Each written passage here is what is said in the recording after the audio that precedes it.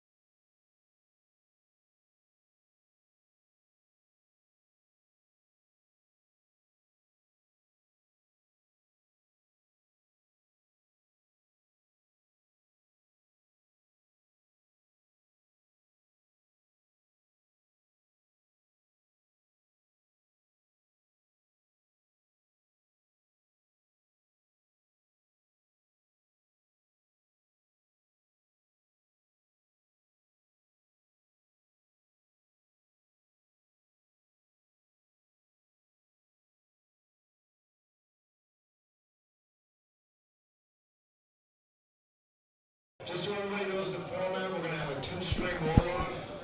We've got 7 doubles teams that will roll off.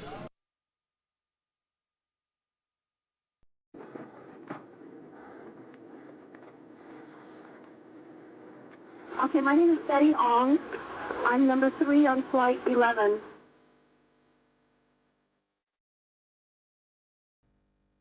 The cockpit's not answering. Somebody's stabbed in business class.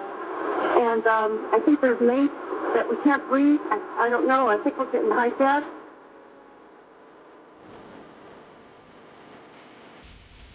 Hey, Betty. Do you know any information as far as the vendor in the cockpit with the pilot who they preferred to ask? They were sitting in 2A and B.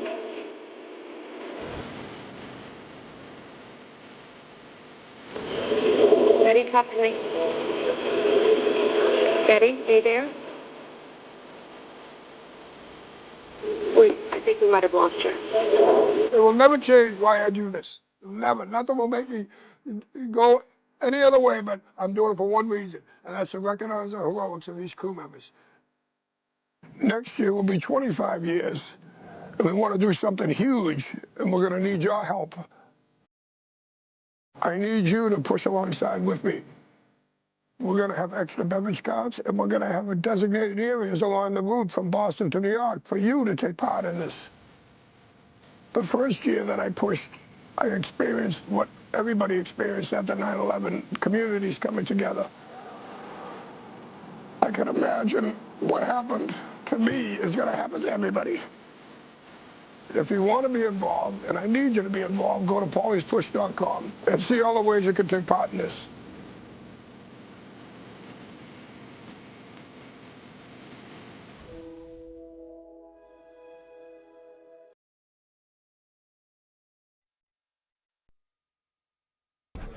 Hello and welcome to this special fundraiser live from Webster Timber Lanes for Pauly's Push, commemorating the former flight attendants' push across the Atlantic, now approaching 25 years after that tragic September 11th. For more information, go to paulyspush.com as you see it on your screen.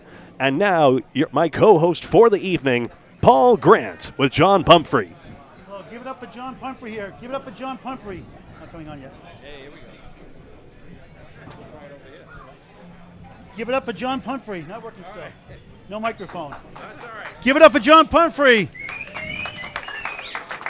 Let's meet our celebrity pro-am bowlers today. It's 5:03. It's time for Traffic on the Threes from WBZ Radio 1030. Afternoon traffic reporter, author of the children's book, Boston's Other Green Monster, and upcoming book, What's a Zachem? Please welcome WBZ's Gina Tempesta. One down. Oh, okay. And one thing about Gina, I knew I liked her. She went to Northeast Broadcasting School. I went to an 81-82. So we have that in common. This guy should be in the Candlepin Hall of Fame 10 times with his stats, only once, unfortunately. Craig Holbrook.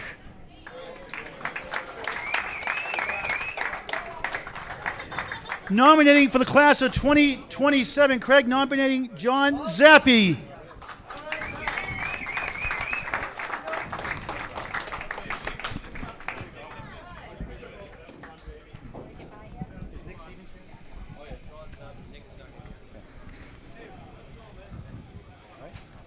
This guy just made a new movie. He's in the movie Southie, Orphan, Gone Baby Gone, The Departed, Mystic River, Scenes of the Crime, John McKay and The Equalizer. In 2019 portrayed the detective Bernie Hammond in the television series City on a Hill. Please welcome Bob Wahlberg.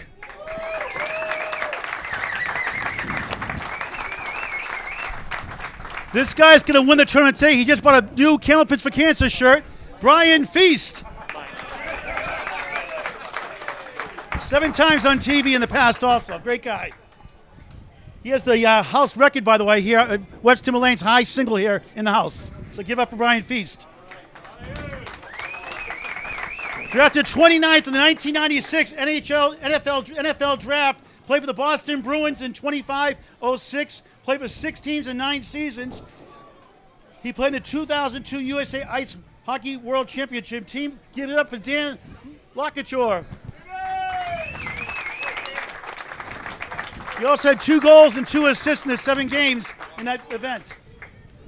At West Timberlanes, the youth instructor the last 5 years. Give it up for Lou Pumphrey. This hockey player played with Adam Oates at RPI, the 1984-85 NCAA Hockey Championship. Played 7 seasons with the Boston Bruins, plus 2 more with the San Jose Sharks. Helped the Bruins to the 1990 Stanley Cup Finals. Scored 4 goals against the dreaded Montreal Canadiens. Give it up for John Carter.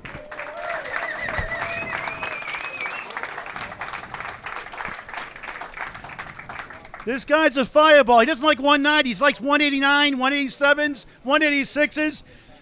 Central 3 bowler, the number 1 seed in the Friday Night Pro League. Please get up for Danny Fireballer Harris.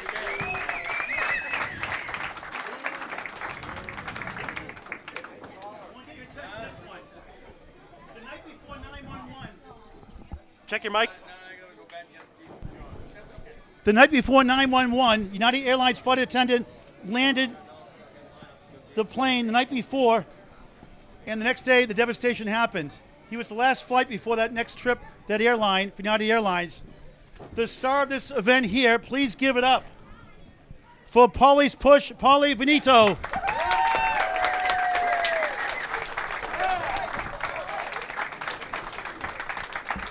And this woman, ageless wonder everyone loves, Brittany Underwood.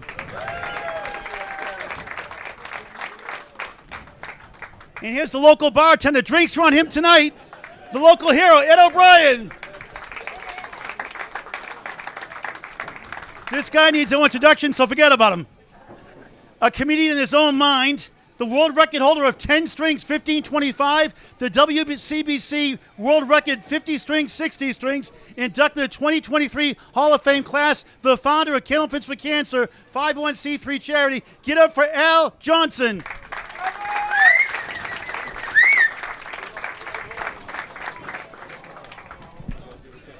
And our special guest star tonight, home of the chocolate chip cookie pizza.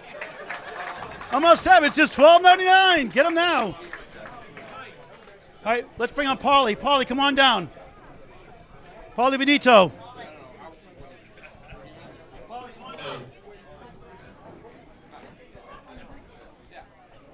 Let's talk about what you're doing here tonight for our viewers that don't know you on Candle Pit Bowling Network on Aware YouTube. of the graphic issues, we'll fix that. I'm here to do a fundraiser that John's putting on for me. I'm planning on August 15th leaving Boston one more time. We're going to go Boston to New York, but this year we're going to do the 4 beverage carts, 1 designated for each aircraft, and the public's going to be able to push those beverage carts along with me over 60 towns from Boston to Ground Zero, New York, for the 25th anniversary. So it's pretty special. Tell them how you got this idea. Tell them what it's about, how they can donate. Well, I came up with the idea one year after 9/11 while I was working a flight, and I looked at the beverage cart, and I knew I needed to get national attention because the crew members lived all over their families lived all over the country. So I come up with the idea to push the beverage cart from the gate the crew left out of, but I didn't accomplish it until the 20th anniversary, and I ended up getting worldwide attention, so I accomplished what I set out to do. When I came home, a gentleman from Hingham, Mass. donated a mobile home and told me to keep doing what I was doing, and at that point I decided I'd do each aircraft's route, which I completed. So on the first day I did it, back in the 20th anniversary, there was a Hurricane Henry, and I was getting blown all over the street, soaking wet, and people were coming out, and they were, I was getting emotional in the middle of the street, and I'm thinking, oh my God, this is what we did after 9/11. Here we are 20 years later. I wish everybody could experience this, what I'm experiencing right now.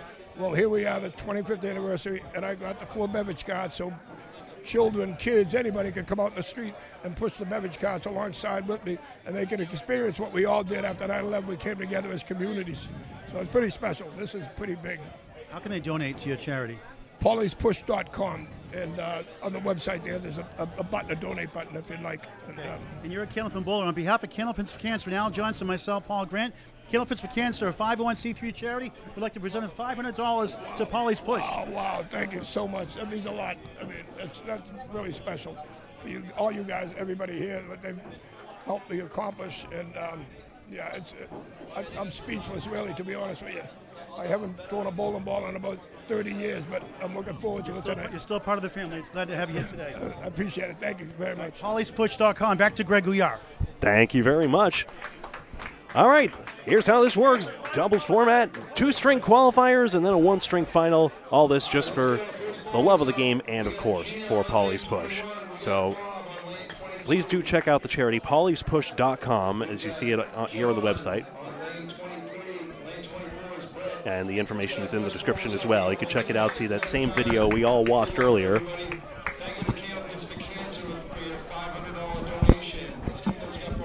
There you go, you got it out. All righty. All right, Greg. I guess the microphone got switched off for a moment there. Sorry about that. Yeah, everyone was wondering, shuffle. where's the microphone? Where's the microphone? Well, the PA microphone wasn't working, so I was trying to hold the papers, too, and stuff like that. It's hard to memorize all those notes, although I know a lot of stuff in my head. Ain't that the way? All righty. All right, John Wahlberg, rather, leading off. Bob Wahlberg. Bob Wahlberg, I'll get it right. I just said the wrong name. Hold on a second. Hey, good shot there. 7 and 8 for Bobby there.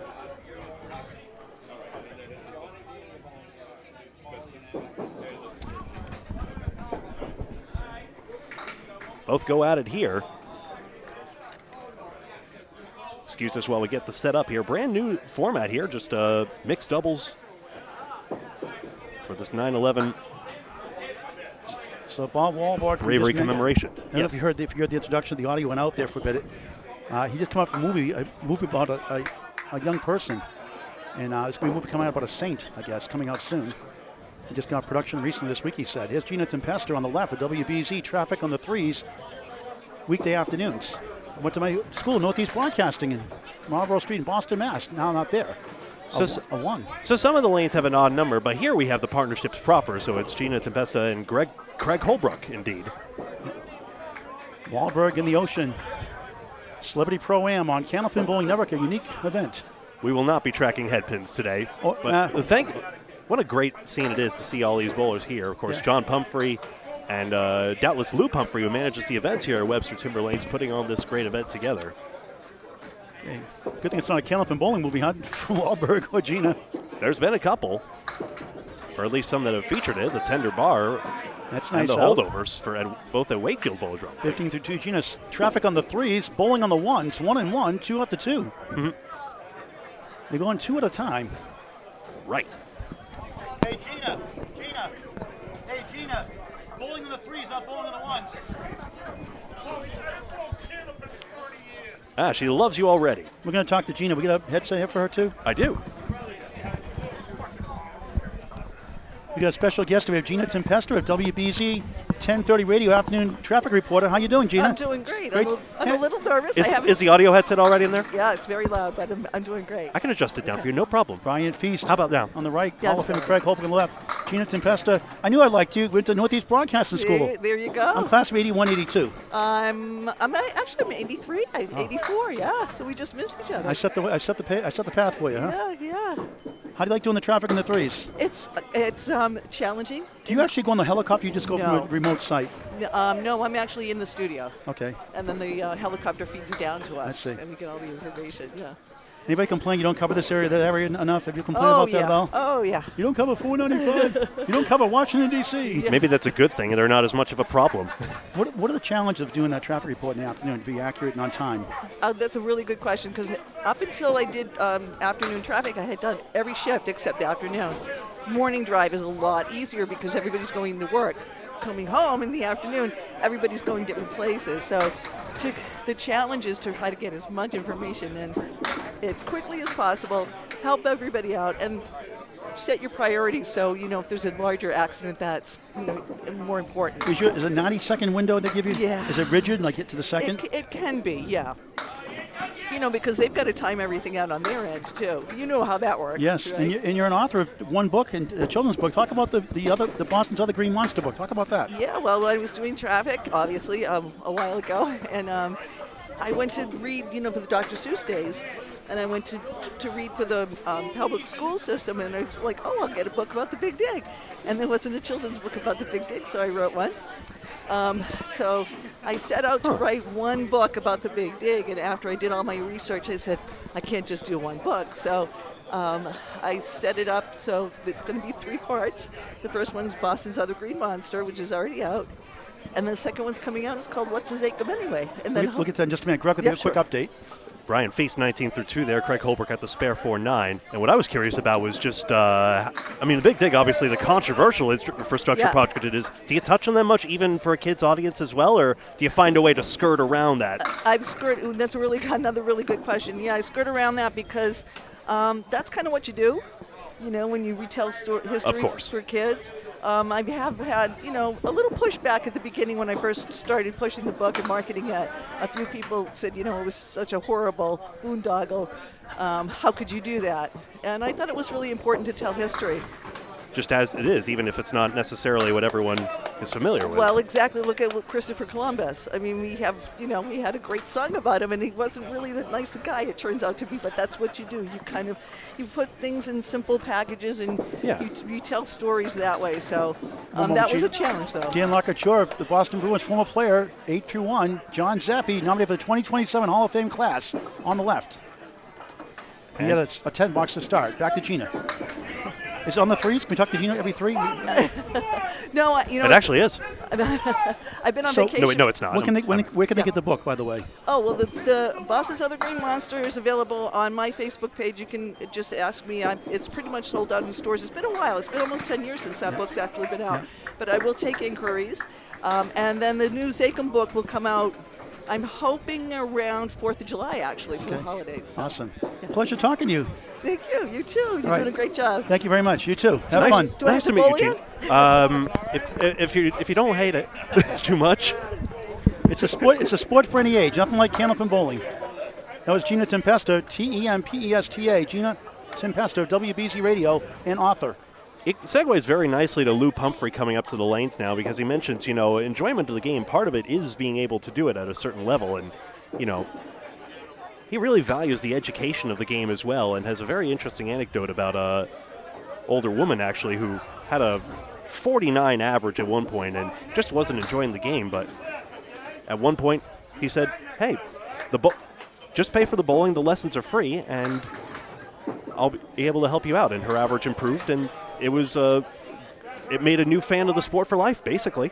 Awesome. That's what it's all about. John Pumphrey, brother Lou Pumphrey. Started the program in 2019 when they opened up here. Done a great job here. And Lucy's Pizza Bar, home of the delicious must-have chocolate chip cookie pizza. And Fitzy has arrived. Fitzy got a late arrival. Didn't give him any love. So WEI, former WEI sports announcer. A $9 to start. What a shame. He's missing a good Red Sox season. He likes to showboat. He's a hammer. Now throw a hammer.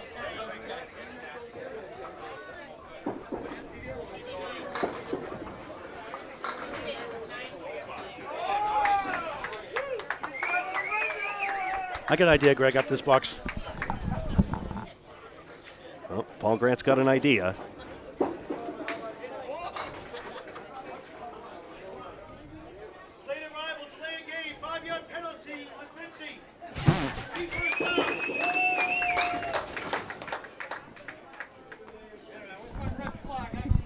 Undeterred as ever. My graphics are freezing up, which is a terrible day for it to pick to do that, but let's just see there. He gets a 9 to 5. What a way to make a living. 9 to 5, 14 through 2. We'll talk to Fitzy in a minute. Hey. Nick, PG rated here, Nick Stevens. PG rated here, okay? No pun intended. How are you, my man? Great to see you, buddy. Tough week for you, huh? I love your beer commercial you did the other week. Oh, thank you for that. Good day drinking Axe beer. I got the Axe today. It was funny in one way. I never thought I never thought I'd make the New York Post drinking a beer telling people that I lost my job on my favorite sports radio station, but you know what? Here we are, and as always, I'm up for anything. What a night. You get a good severance package at least? Oh, the best. I'm getting paid not to – who doesn't want to get paid not to work for 2 months? Come on.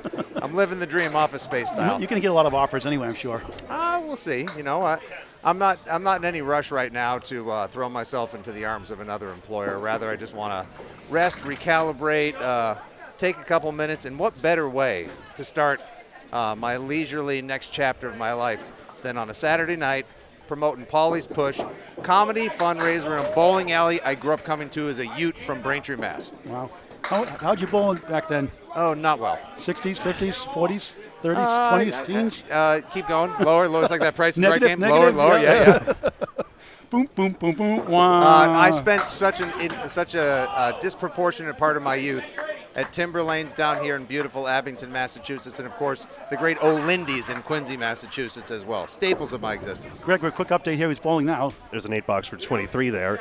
So, what was it? Sorry, I lost my train of thought. Excuse me. Gina's going to put her glasses on.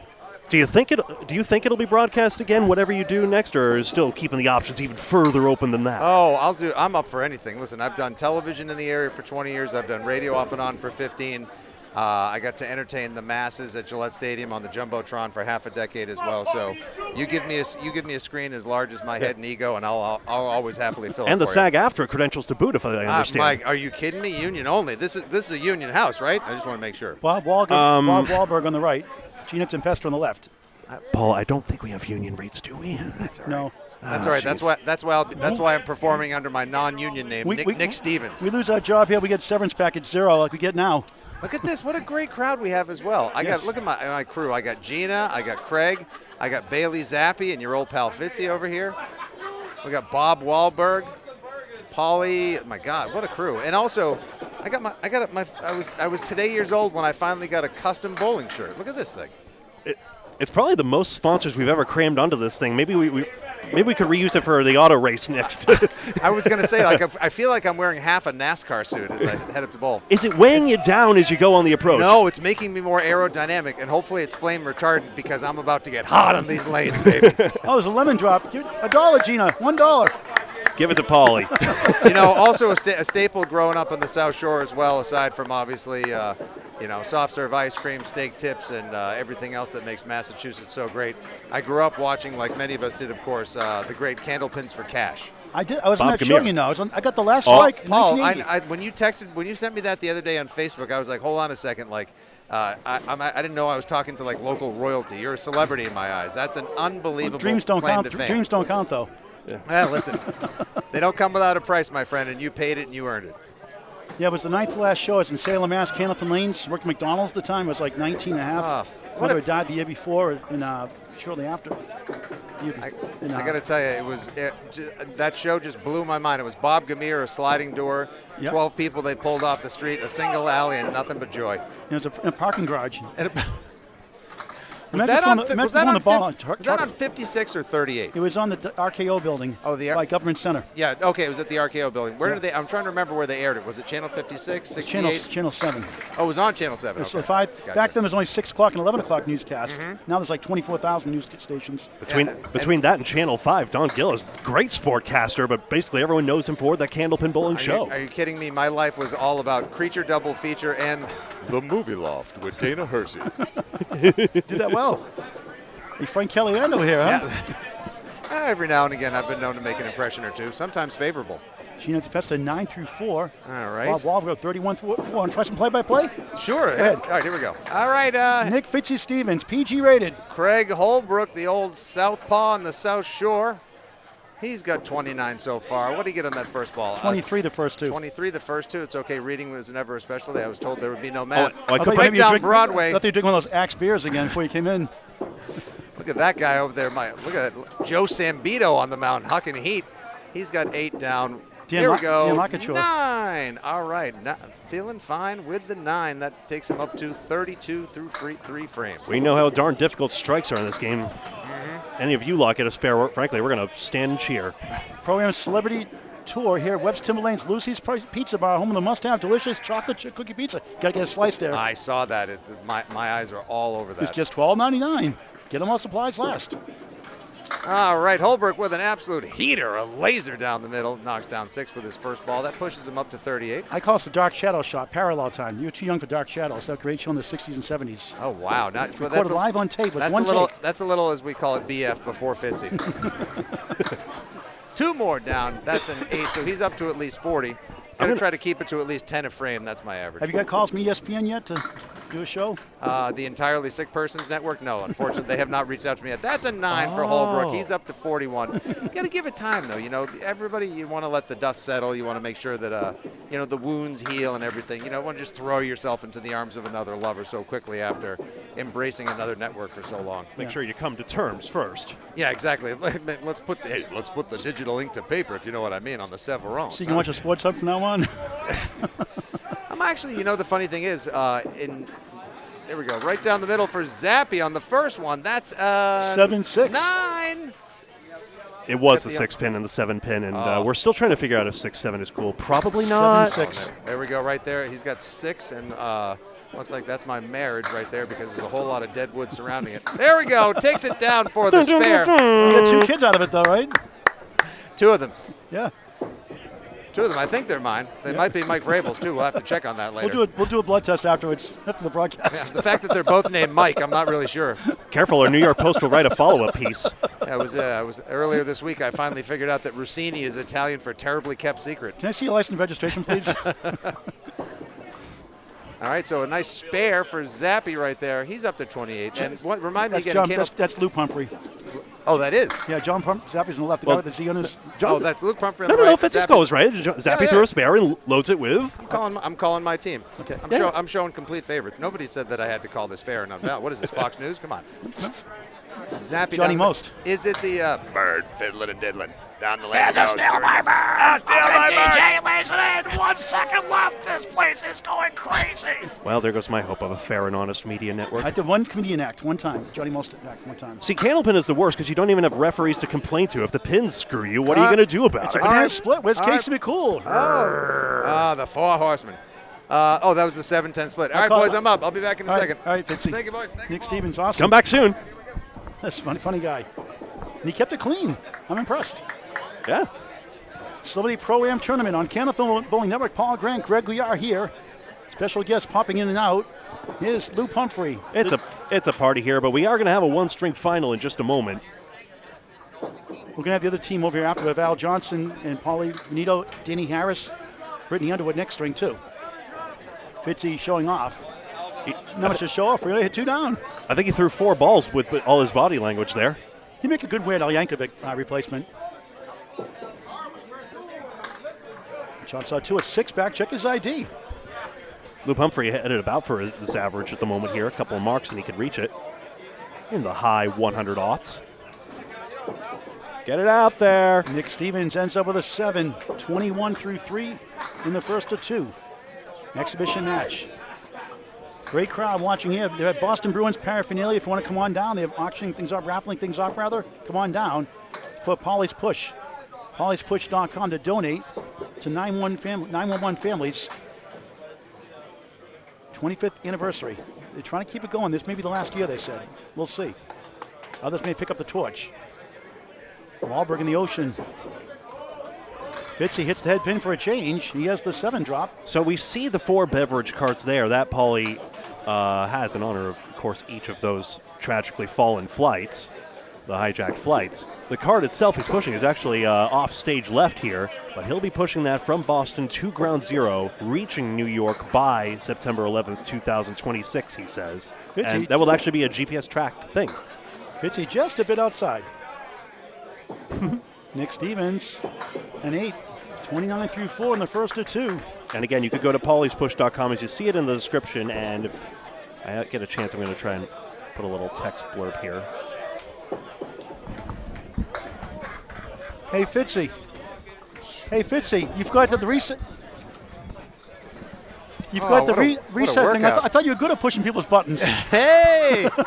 Paul was sitting on that one for the last 45 seconds. I'm going to get him with the button pusher. That's an MO, yeah. Last 2 years. I like that. I forgot about the fact that you have to put, oh, look at that. Gina Tempesta right down Broadway in that taxi cab for 4. Craig Holbrook was giving advice. That was gorgeous. And I'm not just talking about the lady who's rolling. One of her best shots there. Are you into shots or more of a beer person? You know, I almost wore my leopard pants tonight as well. No, Dang, why beer didn't only. you? I have a no shots rule. I do like to enjoy my drink for longer, All personally. it takes is one bad Brazilian night at the Mill Hill Club on Route 28 in South Yarmouth to say, Brian Piece of Sphere.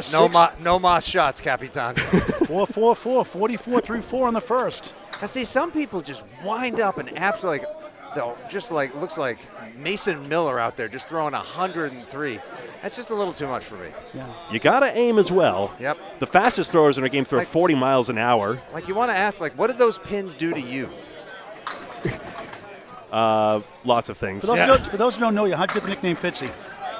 It's pretty simple. I went to college in New York City, was down there postgraduate from NYU, performing around the East Village, random comedy clubs. I did a lot of improv and sketch comedy, and about 25 years ago, I came up with the idea for a character, very Saturday Night Live-ish, of a guy by the name of, I was deciding between Fitzy, Sully, or Murph, because you can't go into a bar in Boston without calling any of those names out and having someone come stand up and say, hey, how are you?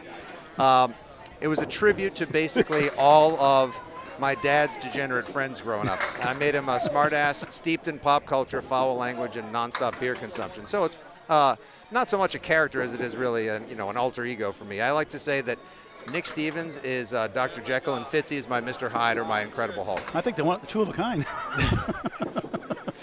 And the funny thing is, it started as a character on stage, then it turned into some radio bits, turned into YouTube, and that begat television, more radio, and here I am today to Bowling Alley. Feast a 9, 62 through 6. Gina, a 9.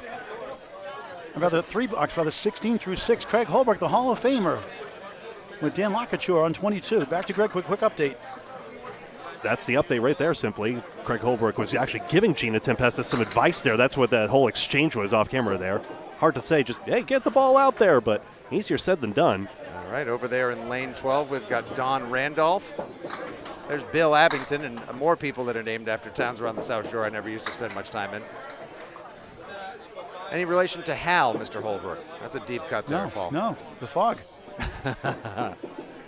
This is great. So how long have you gentlemen been doing this? Gentlemen, who came in? That's right. Who are you talking to? My dad's not here. Pretty much since post-COVID, it was our executive producer Bob Lee's idea to just feel like, well, what if we just commentated bowling and just did like proper play-by-play over it, but like we did the actual live matches. And then we thought we weren't sure if people would watch this for hours, but people do. Thank you. My fifth year. So a lot of things about New England that we love have made their way outside of New England, as basically the entire world fell in love with, pretends to hate, but secretly adores New England and all of our culture, fabric, and habits. We're the best, yes. Yes, because we are the best. Listen, as I always like to say, the country began here in 1620, and as like a lot of our dads used to say, hey, I brought you into this world and I'll take you out of it if you don't behave yourself, so sit down and shut up.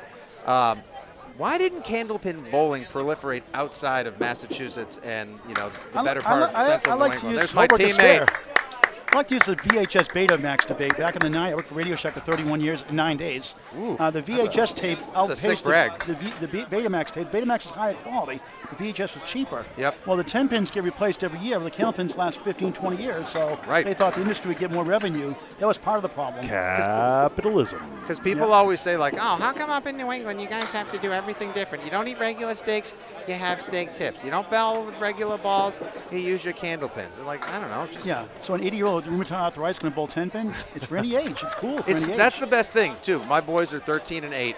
And they love whenever we come back up home. I'm doing the main state seniors and Stars and Strikes, South Paris, Maine tomorrow morning. They're at 6:30 in the morning for a 10 o'clock match, state championship.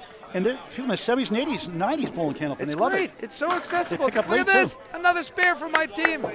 I got zappy fever over here. Look at my guys are absolutely just laying the lumber. You're nominated for the Candlepin Hall of Fame class by Craig Holbrook next year. Really? Yeah. Wow, man. I got to. Some of the guys who might have grown up with watching on TV and.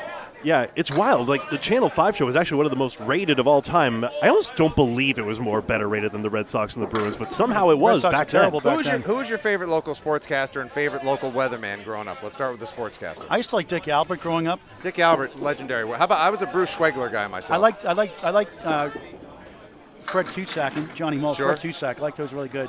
As far as sports guys go, I mean, there's Bob Lobel and everybody else. I mean, he was the GOAT. I like Kevin Harlan. I like Kevin Harlan, the most national announcer, Kevin Harlan. He looks like he sounds An like unbelievable job by their team. Yep. This man is drunk. The crowd is going wild. wild. He sounds like he's 80 years old, but he's. You ever see any of the videos during COVID when he was calling games in his basement? His daughter was filming him. Sweet and he just setup. was going electric all by himself. It was absolutely human bottle rocket show. All right, hold on one second, boys. Be right back. I got to tell you a story about Westwood 1 announcer. Remind me afterwards, okay? Okay, I'll remind you. You're holding up the game, Paul. All right, go ahead, Fitzy. Thank you. Go throw a strike. All right, Greg, update here Or for our else. viewers. John Zappi, 57 through 6. Lakature got 44. Tough to do it. Obviously, you're not supposed to go bowler for bowler anyway, but just trying to toggle between scores as best as I can here. Lose on a spare. He gets a fill of 5. The Kennedy bucket shot of 5. 50 half. The leader is the person that bought the Kennelfins for Cancer shirt, Brian Feast, so far, 62 through 6. That's on the lane. It's actually not a bad ball at all. Look at this. Oh, couldn't push the sleep with a 9. That's a tough break And there. Fitzy, another triangle, 2 middle, 4 left, 5 right. 45% in Pro Bowls, 1% for him or less. Close. 0.9% chance. The man's got a lot of different talents. He'll be fine. Lou 10, minimum 60% for 6. 10 per box, times 660.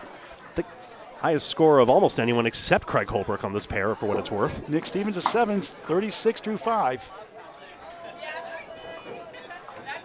Bob Wahlberg back up. He's gotten his shots in between being a bartender and a kidnapper, among many other roles. Fitzy on the 7 pin.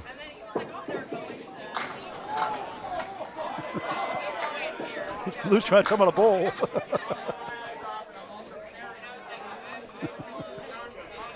Character. The movie star Wahlberg. Clocked it away. Almost got the 10 there. So 2 strings total pinfall, and then the highest 2 totals will join us here on the featured lanes, and we'll cut the camera over to the other side as well and check in on how they're doing after this. It is scratched, by the way. Just no handicap, just scratch. Total scores. Good thing for Stevens' team. They got Holbrook and Zappi on his team. 2 celebrities, pretty much, 2 pros. Did he lob that one? Same for us. He almost did either one earlier, too. It was a close one. I don't know. Let's call the most pedantic rule in the game. Airmail 6 box. 42 through 6. Though actually, in fairness, I like that there's a line. I like that people aren't hucking it out there all the time. All right, Gina Tempesta, WBZ traffic afternoon reporter. Nice lady. 25 years in the industry.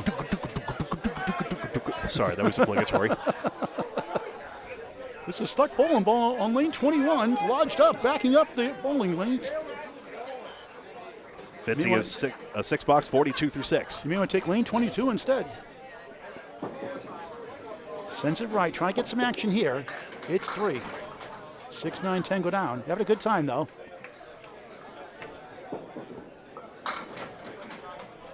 Brian trying to feast a strike. Hit the spare, rather gets the 5-9 leave. I don't get it.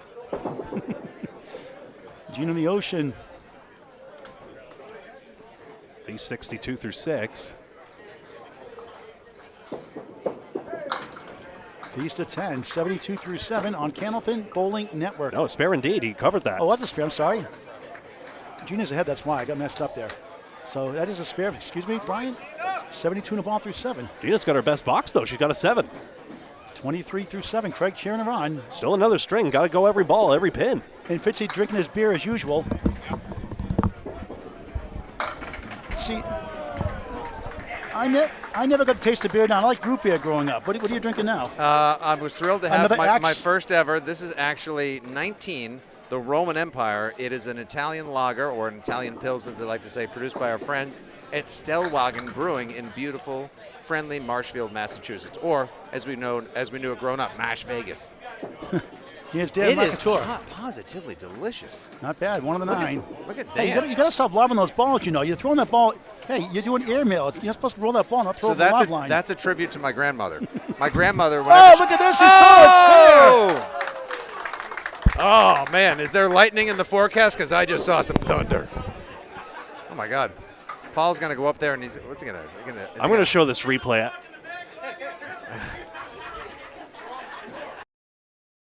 Paul Grant, you can barely hope to contain him.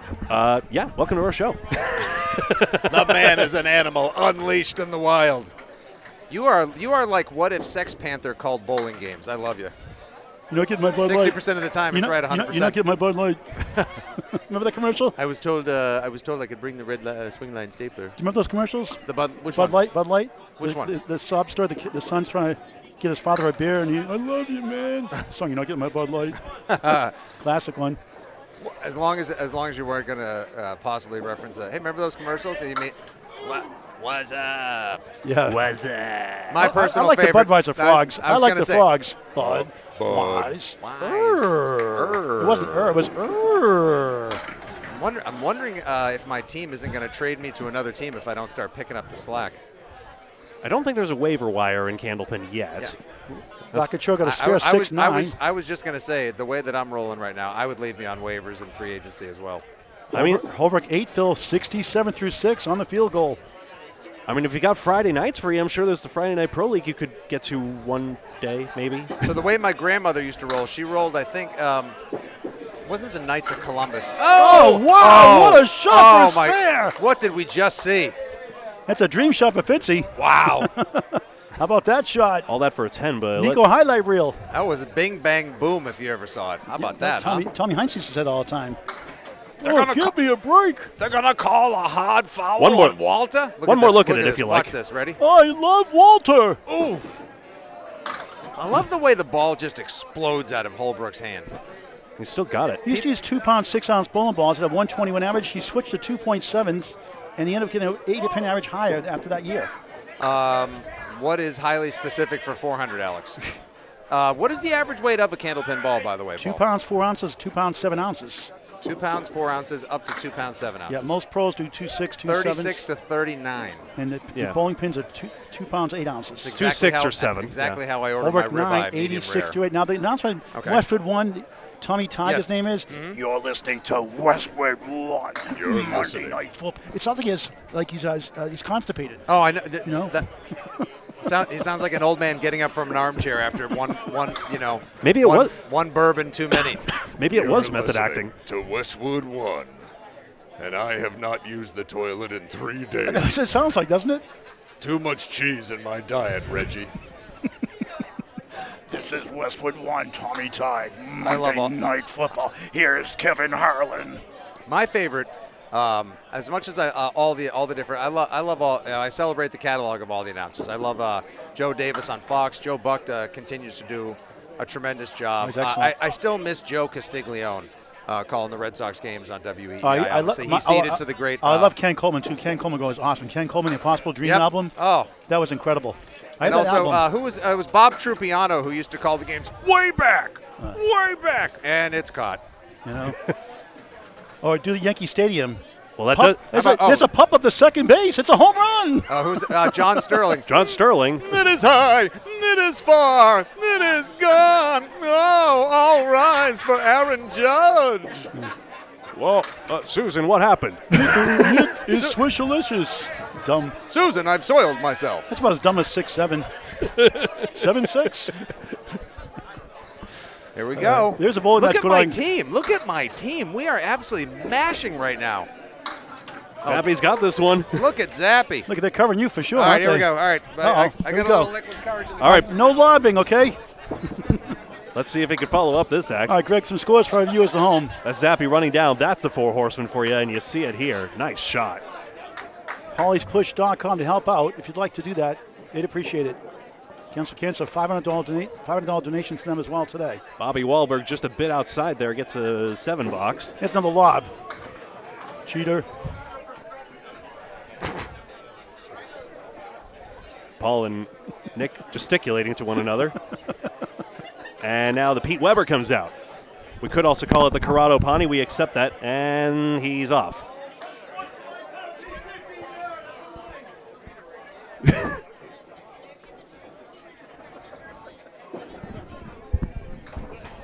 And Fitzy involved in another fight on the airwaves. Wait till the tabloids get a hold of this. It's too much fun. Wahlberg. Ooh. Shot. Go ahead, Greg. No, that was a good ball there. That was all I was going to say. Fitzy in the ocean for a 4. 4? It's bowling, not golf, Fitzy. Come on. 46-7. There's serious money on the line. We're totally not doing this for charity. Wahlberg at 8, 64 string. I was going to get so mad at my camera framing. Sorry. Let's talk to Bob Wahlberg here if we could.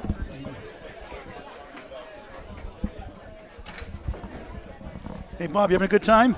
I'm having a great time. Is the audio level okay? I'm trying to figure out how to bowl, but Hey, it's a lot of fun though, right? It's a blast. We got to have a full Cannapin bowling movie. So talk about the movie you just made. You said you finished filming a movie. Yeah, so we just finished filming a movie called Little Audrey. It's about a true story about a little girl from Worcester, Mass, who fell into a pool and slipped into a coma. Her mother took her to Medjugorje to try to get her cured.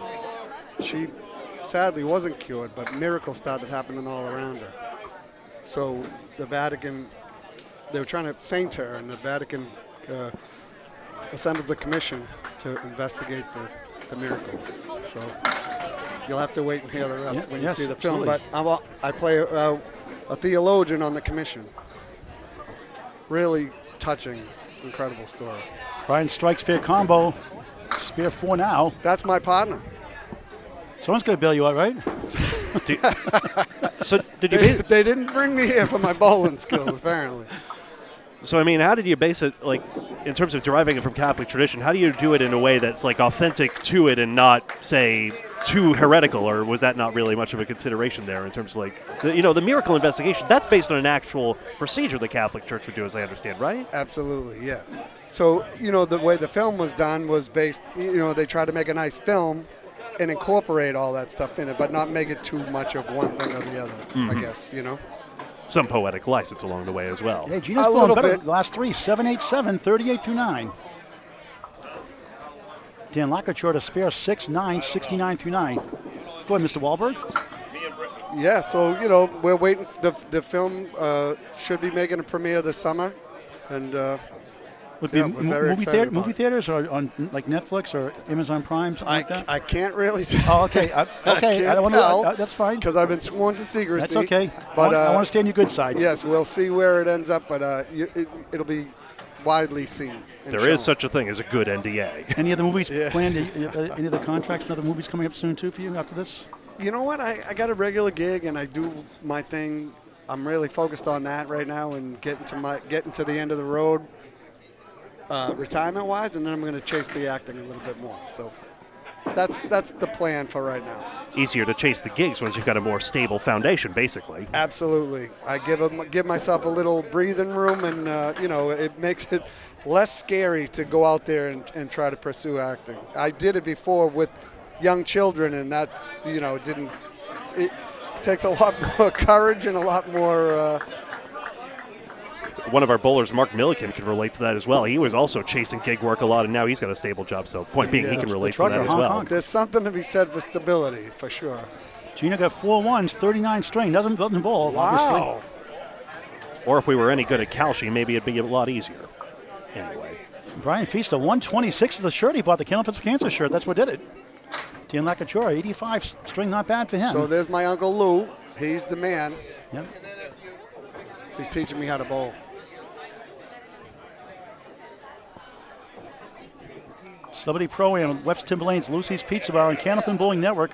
And there's still space here, as I understand. I mean, the house is filling up quick, but I think, especially if you're close in the Abington, Mass area, there's still time to get down here. Comedy show at 7 o'clock. Pauly Veneto, of course, will be doing a short speech, I think, and then a comedy show shortly after that. So what are you going to be in the comedy show tonight? I got my own comedy show later. I got to make an exit after this. Okay. Absolutely. I've been working a lot and just kind of, so. But I'm so glad to be a part of this. Pauly's an incredible guy. And you're wearing the Cannapins for Cancer logo, our CannapinSforCancer.com website for bowlers going through cancer treatments. That one up top there. 116,500 paid to Cannapin families going through cancer treatments. Beautiful. Another great cause. Yeah. Well, nice to see you. Nice to meet you. Good Absolutely. luck the rest of the way. Thank you, guys. Appreciate you both. Pleasure, Bob. Thank you. Yeah, thank you. Bob Wahlberg joining us. I'll take that. I think Fitzy wants the microphone back. Yeah, we upstaged him. How dare we?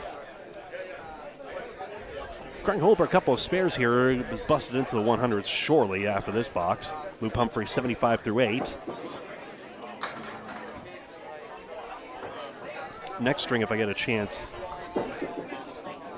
Actually, you know what? I'm going to pull an audible here, and I'm going to just see if I can switch the window capture here. That's going to be tricky. John, 84 through 9. Too tricky. Holbrook, 96 through 9. Good bid there. Almost got a dig at it. How about that? Six-pack gobbled down. 94 and a ball in the 10 for the coach. Instructor here Saturday mornings, does a great job. About 30, 35 people bowl here. Holbrook, a lazy one, spare. 106 in the ball. Everyone loves Craig Holbrook. Ignore that scoreboard top right. That'll come into play later for the one-string final we've got coming up. A tremendous crowd watching here at Lucy's Pizza Bar at Webster Timber Lanes, Abington, Mass. Stop by, raffle tickets, Bruins paraphernalia, and more. Humphrey, a beautiful ball for a strike. Bombs away, baby! Whoa! He doesn't know what that means. He just threw a shirt for no apparent reason. I think he's got a free shirt, though, on the plus side. Hold on. He's going to lecture him on the ways of branding protocol now as John Zappi steps to the lane.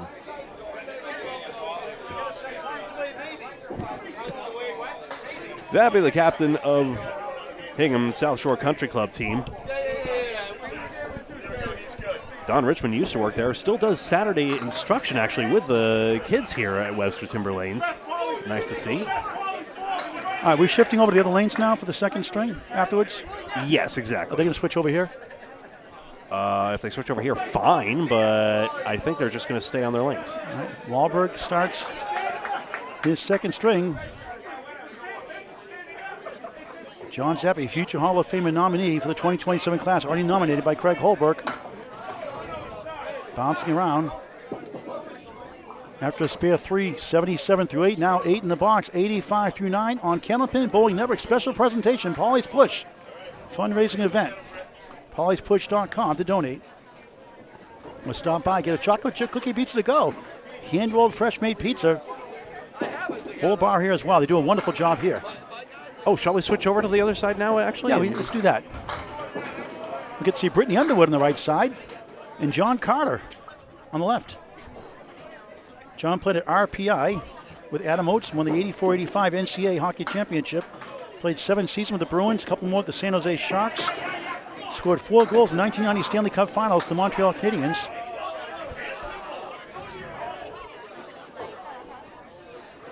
Brittany Underwood, nice young lady, bowls here, works here also.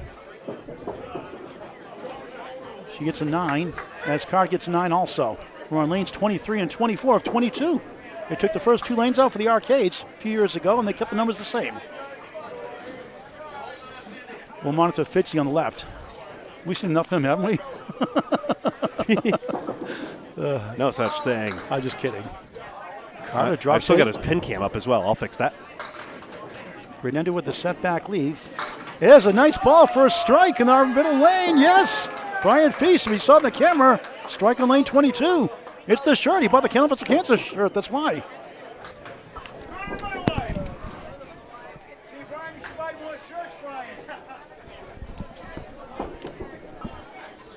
Brittany slides down the 1, not the 10 for a 9. 18 through 2 in string 2. Top 2 teams the finals. 1 string roll-off here in 21 and 22. Fireball, Danny Harris not up now, starting his string.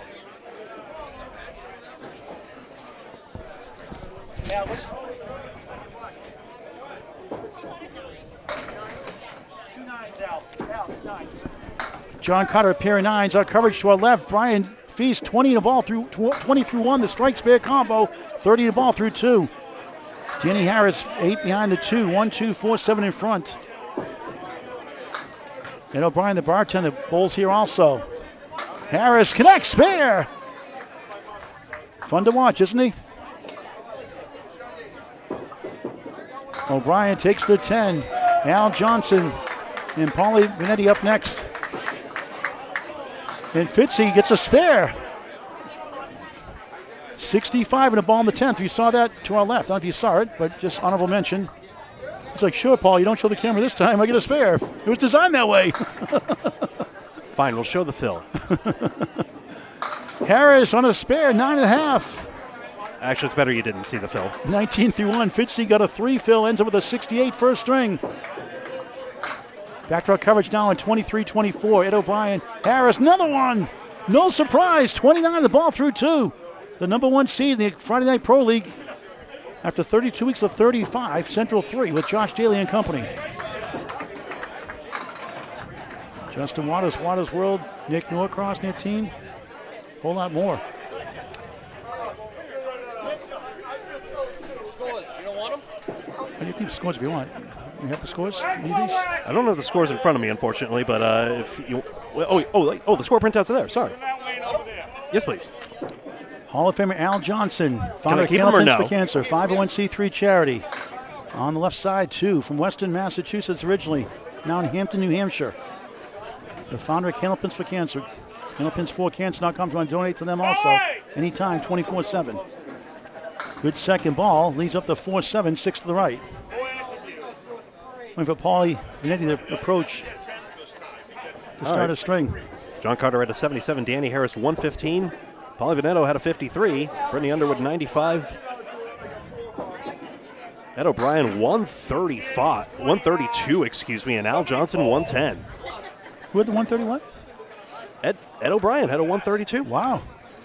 Holy smokes. What did he drink at the bar? 132? I don't know. One of Fitzy's finest, I guess. That's a good ball, too, by Alfie. We're going to talk to Danny Fireball Harris here. Danny, you're a celebrity anyway. You're a celebrity bowler. Yeah, definitely. Is the dog here tonight? No dog, no dog. Ooh. Yeah, we can't have him here because of the bar. He'd upstage them. It's all good. Yeah. My dog is. Yeah, keep talking. Al Johnson, 7 in the spare, 17 the ball through 2 in the second of 2. Yeah, my dog's more famous than I am. I doubt that. So you'll throw a good ball, Danny. Your ball explodes. Yeah, no, we're having a fun day, and I'm not here to break records. Whatever happens. It's a good charity. You don't want to break Brian Feast's house record here? Well, I don't know what's his house record. I think it's 184. Yeah, but what about for 3 strings? I'm not sure about that. Because I had 479 last. You got him on that one. Yeah, so that's nobody knows what the house record is for that. So I know the scoreboards are down, folks. I'll try and catch up here. It'd be nice to show that. Danny, you're so mentally tough. You can throw a 95 string, come back and throw a 170. How do you stay so mentally focused? How do you put it behind the rearview mirror? I don't know. I just don't really let it bother me. It's every bowler throws a bad game, and you just got to come back from that. Even when you're throwing a good ball, you can have a bad game. So just don't let it bother you, and just focus and just keep throwing the same ball. Now, you won 3rd last night. In the last couple of weeks now, you won 5th most of the time since I've known you. So I took myself out of the anchor spot because I have not been bowling great on Friday nights. 340s, 350s, 360s, just not bowling good. Took myself out, put Josh in there. I actually want Josh to be the anchor bowler. I want him to get that experience. Which he has been at Mixed Worlds, for example. Yeah, but I want him to be the anchor bowler. And that's very humble of you to do that. A lot of bowlers have a lot of ego, didn't want to do that. Yeah. I was never an anchor bowler on a lot of the teams I was in back in the day. Sorry to interrupt, but Pauly just made a great shot here. Yeah, Pauly. There you go, bud. Scoreboard. But yeah, so I took myself out, put myself 3rd, and I've been bowling great the last 3 weeks. 380, 390, 390. So what's the difference between 5th and 3rd in your mind? I know a lot of people like the pressure, some don't like the pressure. Honestly, that doesn't matter to me. I have no pressure either way. It's just a different mindset, different whatever. Like whatever it was, it worked, and we're gonna probably roll out like that for the rest of the season. So. And Gina's always here with you all the time, too. Yeah. She's right behind me. So how's the vibe down there with the guys? How's John? How's everyone? Oh, they're awesome. Johnny's a good dude. Very personal, talking, yes. Awesome guy, though. Big Bruins fan yourself, remind me? Oh, yeah, 100%. All right, Danny, you got fans want to talk to you. Nice talking to you as always. All right, guys, be Danny good. Harris, the fireballer. Unofficial nickname. All right, back to Greg for the update. Nickname in question here. Underwood 34. Sorry, I need to do a score update. John Carter in the Ocean has 2 9s to start. And O'Brien with a 132 first, I believe, has 30 through 3 10s. Pretty well. John Carter has only 4 down, 6 to go with the ball left in the third box, second string. We're covering all the bowls at least once today. And 2 teams make the finals for 1 string. Wahlberg and 9 to our left. Back to our coverage. Ed O'Brien, 139.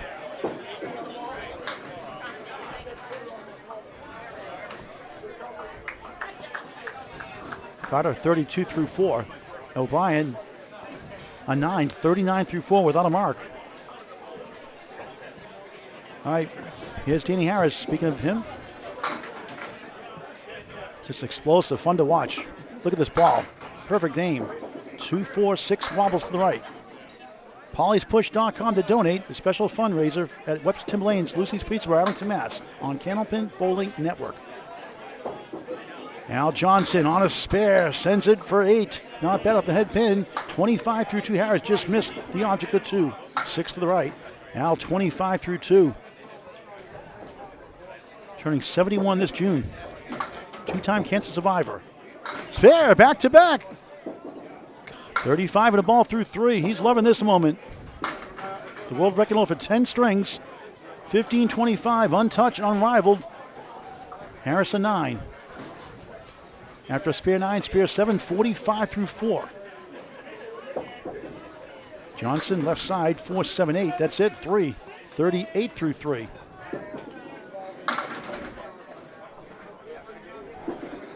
Harris bombs away, baby, strike, whoa!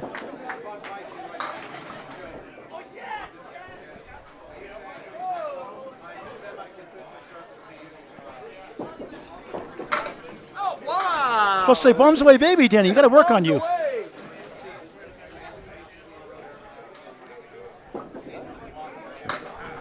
All right, let's see if we can get the scoreboard up. There we go. Al Johnson, a 10, 48 through 4. Here's Brittany Underwood, 34 through 4, coming in this 2-string Celebrity Tournament Pro-Am.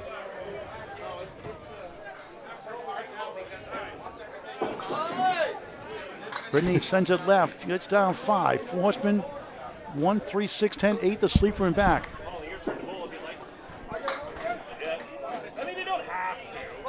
Paulie Vino returning on lane 23. We'll talk to Paulie in a minute, too, after he bowls. What do I got to do? Hasn't bowled in a long time. Cancer gave him a $500 check today to help their cause. Paulie Veneto, the wonderful man behind this, asks the bizarre question, what do I have to do? Knock down the pins? Push them down, if you will.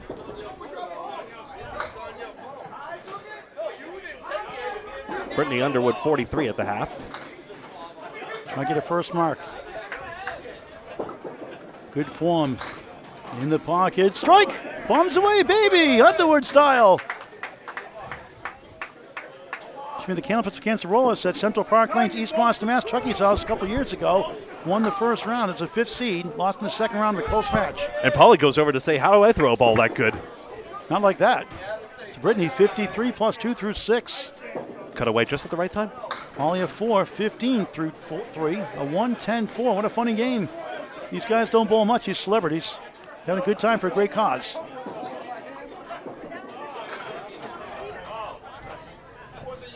For those Fitzy fans, Nick Stevens, 8 through 1. So Paulie does have a crew that goes along with him on these pushes, of course. Yeah, but they're all volunteers. That's part of what the charity fundraising is there. What a good bid at that. And what incredible pace of play this is. Look at this. That's a 9, 24 through 4. Man, Worlds would let out on time if we all had him bowling this fast. Now, you can't say no to a Bob Wahlberg selfie. He'll be right with us.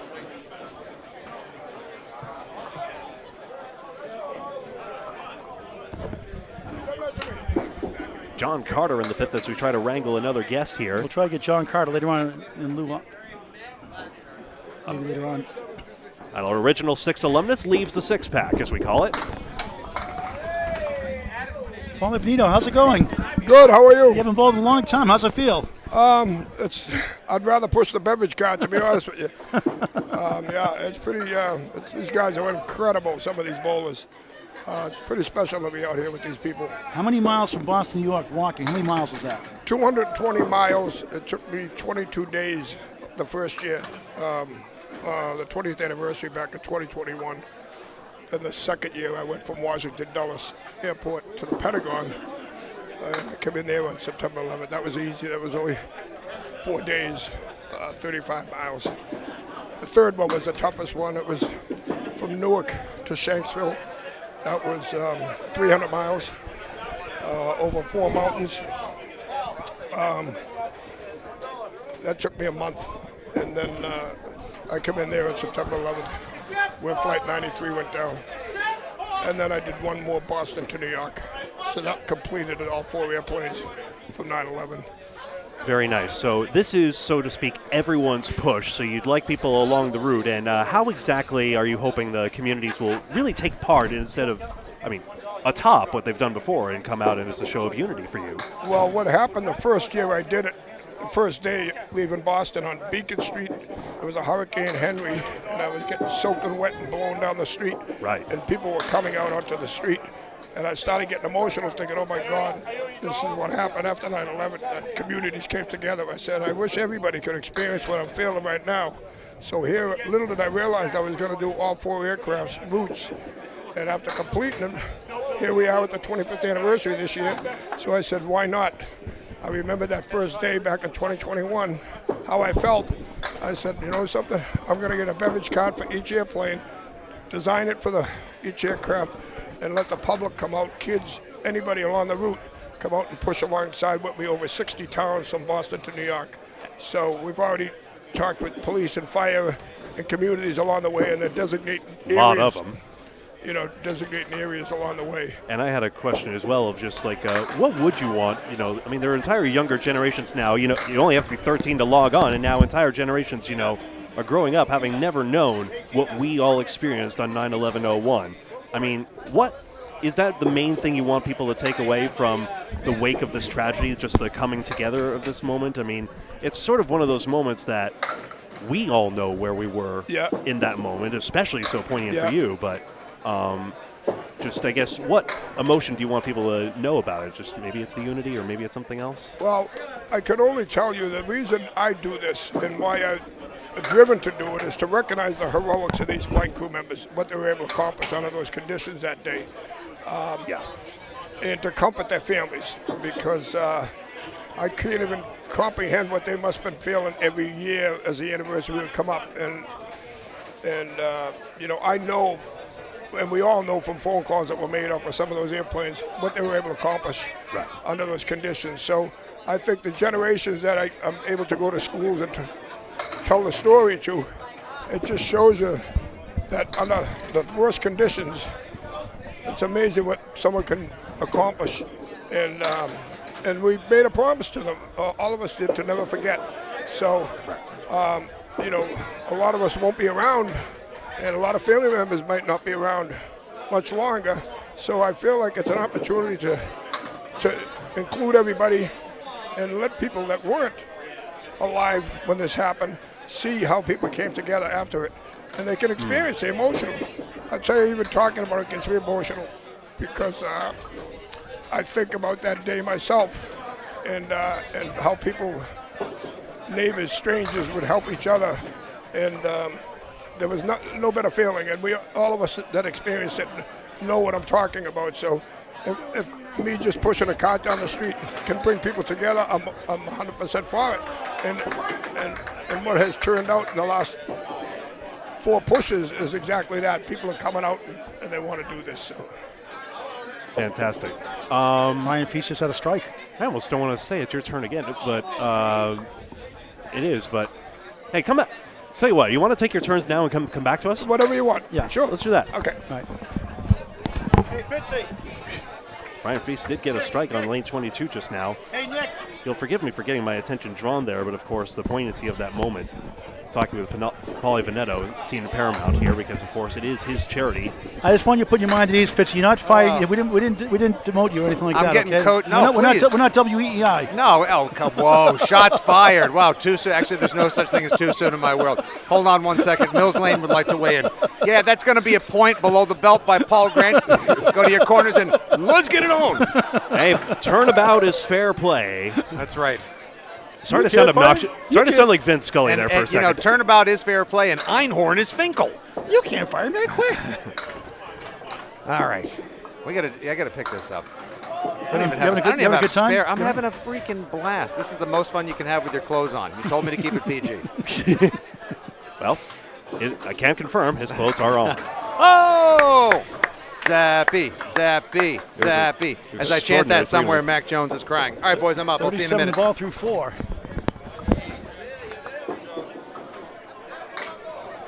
Brendan Underwood We're going to try to talk to John Carter here in just a moment, too. He's up next, though. Brendan Underwood got a really difficult fill there. A 3 fill at a 6 box. Escapes for... Gets an 8 box here on the end. I'm trying to get Dan Lacouture also here, too. I'll get all the celebrities in here, Greg. I'll get a chance to talk. Finetti a tough 2. 35 through 6. He's ready to talk to us again. All right, Greg, go ahead. As promised. So sorry about that. We got papers all over the place. That's kind of how we do things around here. That's okay. So PaulysPush.com. So the fundraising is to help with, obviously, the costs of all this. You've mentioned all the community and stuff like that. So is that the main thing? Like, what would you do if, say, there was a surplus of funding, especially with how nice that would be if on this 25th year after 9/11 that was attained, for example? What would you do with the excess? Well, anything that would get donated is the expense of the push itself, and everything after that goes to any 9/11 foundation that we feel. Pretty much what we've done in the last 4 years was given it to flight attendants' families that have foundations in memory of their family member. In other words, Amy King has a 5K road race up in New York. She was on Flight 175. So we've donated to that every year. And it's the longest running 5K road race in the country because she ran the road race 2 months before 9/11 and then was on the plane. So they changed the name of that road race to the Amy King road race. I see. So we donate to that. Amy Jarrett was on Flight 175. These are crew members that I knew and worked with. And the scholarship funds with them. The Mark Davis, we've sponsored that golf tournament 1 year. So any excess money, if we make a decision on how much is there and which foundation we can donate to. And then I understand also people are able to track your flight. Oh, I don't have the... If they go to PaulysPush.com, the website you see on your screen, you go there. And I understand, first of all, when's the push off from Boston again? August 15th out of Boston right now. That's pretty much the permanent date we have set.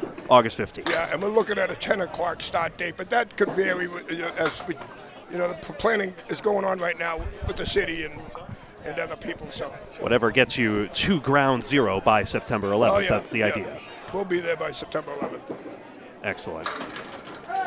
So, do you hope that someone else will take on this exact tradition, even if it won't be you in the years to come? I don't.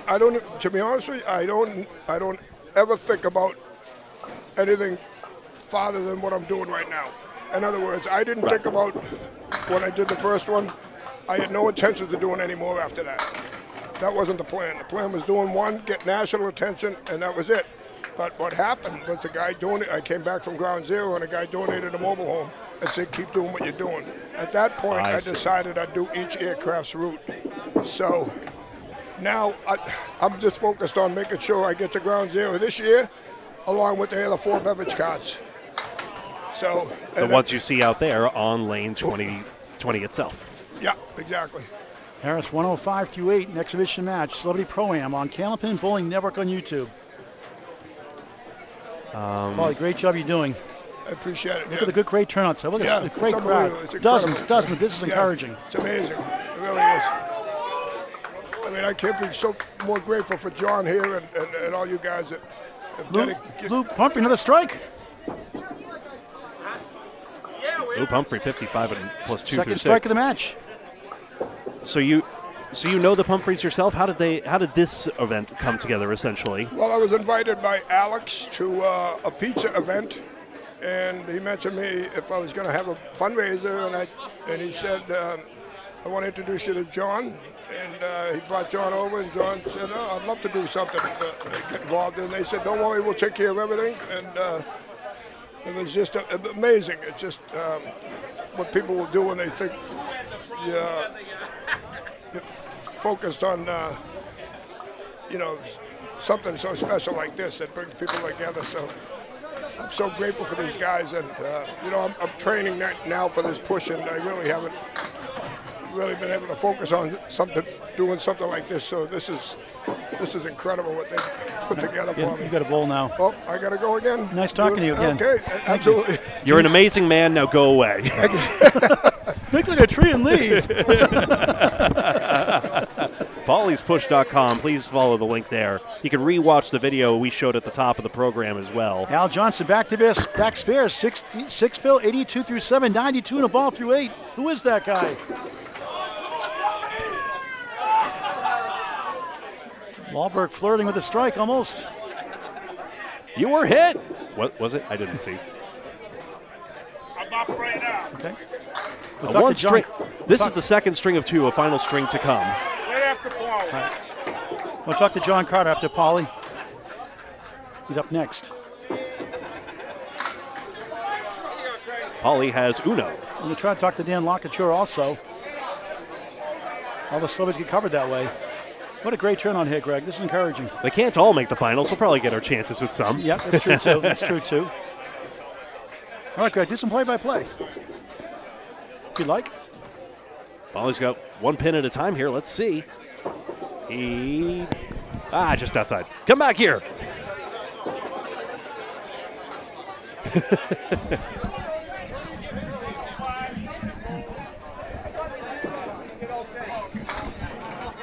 Underwood.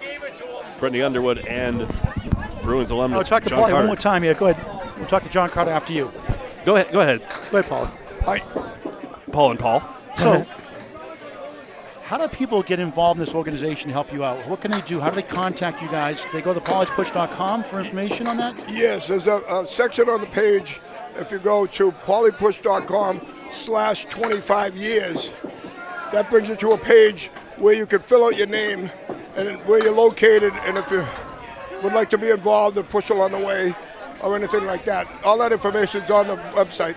So, Just trying to see who's in the lead here. probably me. Are you kidding me? Don't even take a picture of that score. Yeah, you're winning at bringing people. John Pumphrey and Pauly doing some crosstalk here. Yeah. Brittany Underwood, 79 through 9, trying to get this 3-2 split over somehow. Here's John Carter. Trying to get a couple more, at least get to 70. He's at 68 with those 4 down. Brittany, nice bid. Grabs 2.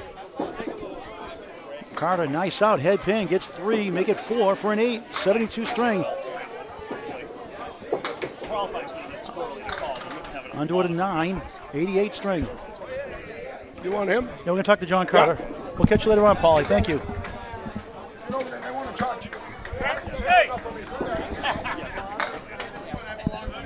All right. I'll ask you the tough question. Are you a better bowler or a better hockey player? Bowler, actually. No, this is fun. What a great event this is. Fantastic. What Paulie did was incredible. Absolutely incredible. I was telling all my friends I'm going down to the South Shore, to Rockland, to bowl for Paulie's push. And they're like, we know who he is. We heard of him and stuff. What a great event. Talk about what got you interested in hockey growing up as a kid. What got you interested? Tell us some of the highlights of your career. So my dad was a huge Bruins fan in the 70s. Talking to John Carter. John Carter, yep. And he got me into hockey. He never played hockey. He got me into hockey, so I played youth hockey. Grew up, played at Woburn High School. Set a state record. I had 52 goals in 20 games. And what? Yeah, 52 goals in 20 games my senior year, which was a state record. Then I got a scholarship to RPI. I went to RPI, won a national championship in 85. Adam Oates was my settlement, who wasn't a bad player. What a luxury, huh? Yeah. My settlement for 3 years. So went from there, won a national championship. Kid from Woburn, wound up signing with the Bruins and played for the Boston Bruins. Were you drafted or were you a free agent? I was a free agent, yeah. Back then, they wanted to be 6'3", 200 pounds to be drafted. I was like 5'7", 175, 5'9", 175. How did it feel to score not 1, not 2, but 3 or 4 goals in the Stanley Cup Finals? That feels a great feeling. It was fantastic. The series against Montreal, yeah. Yeah, against Montreal.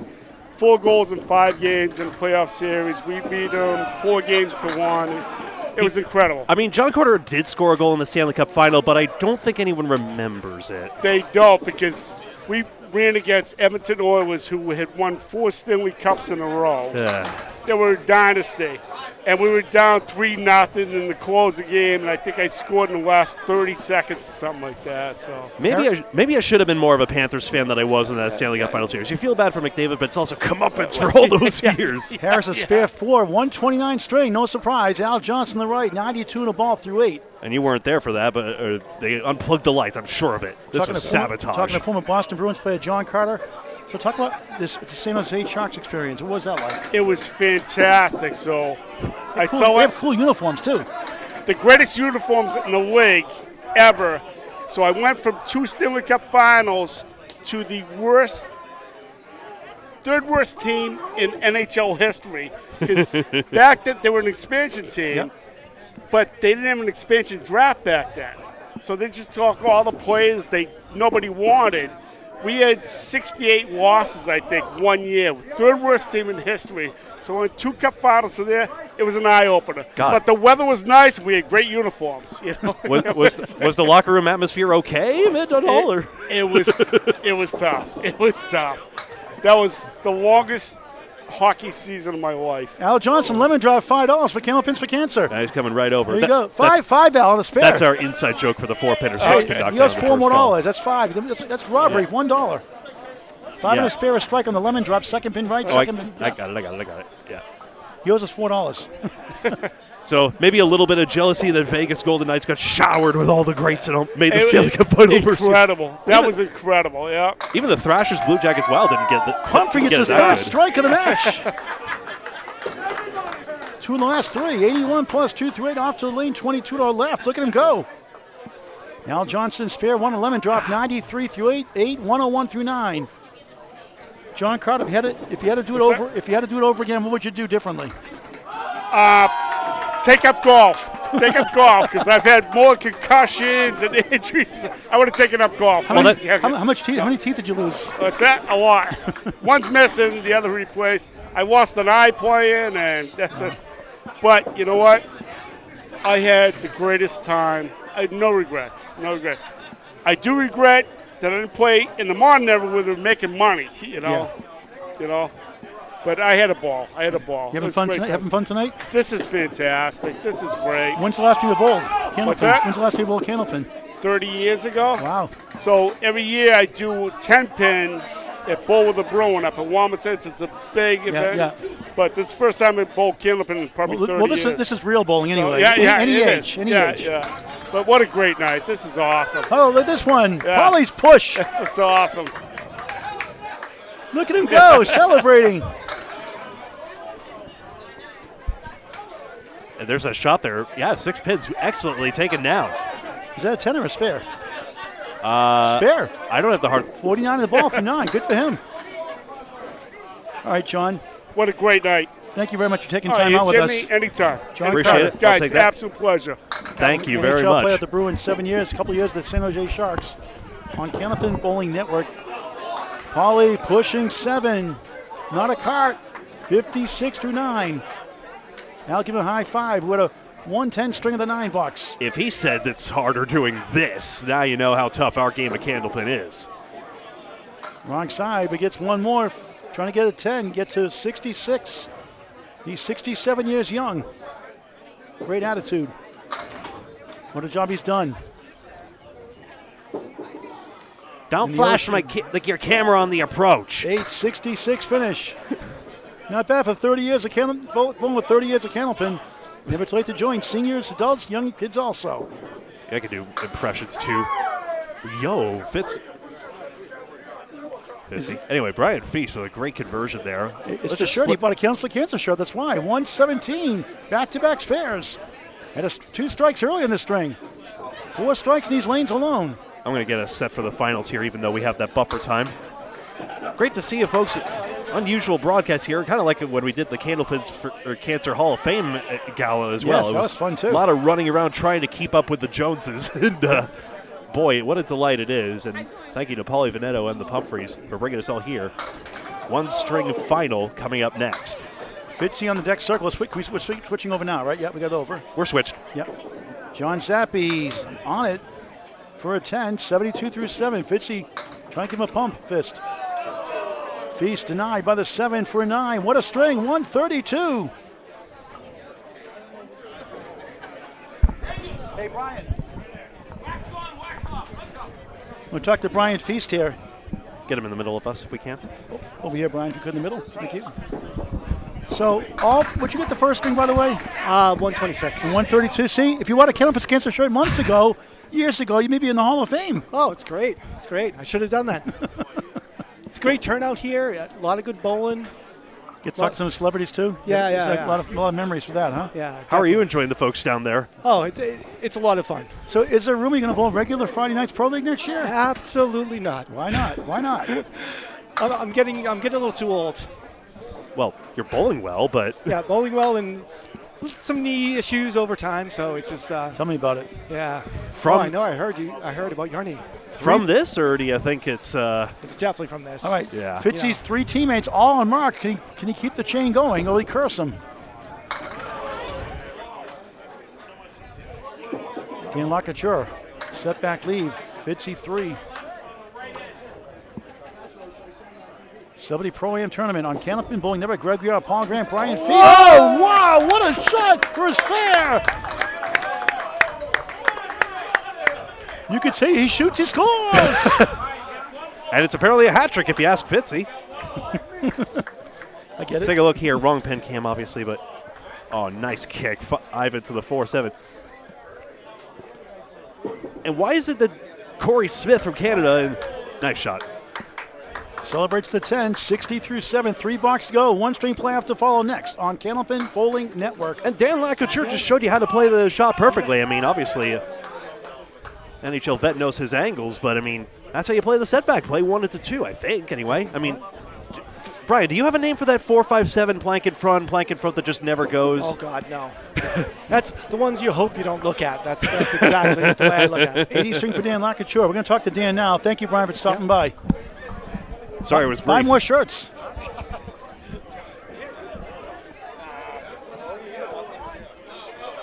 Couple of boxes left. Luke Pumphrey had 2 strikes and 3 boxes agonizingly. And another guest coming in here. Dan Lacouture, how you doing? You threw an 80 game. That's pretty good. When's the last time you bowled Candlepin? Probably since I was a little kid.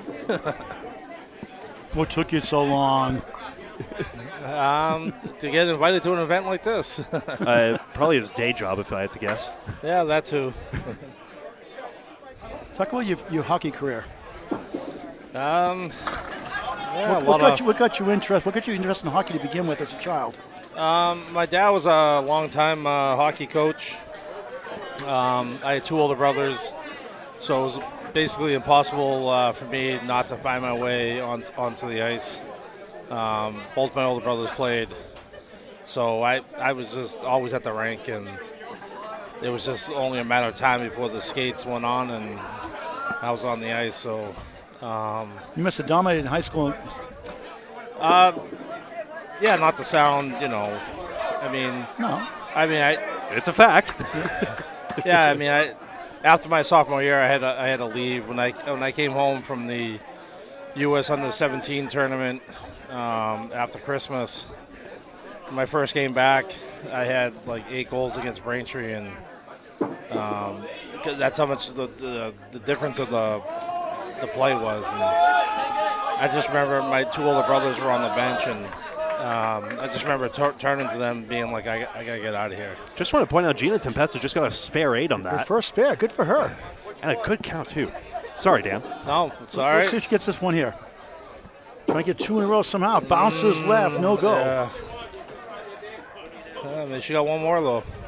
A truck off the side of the road on Route 21. Traffic on the threes. Yeah.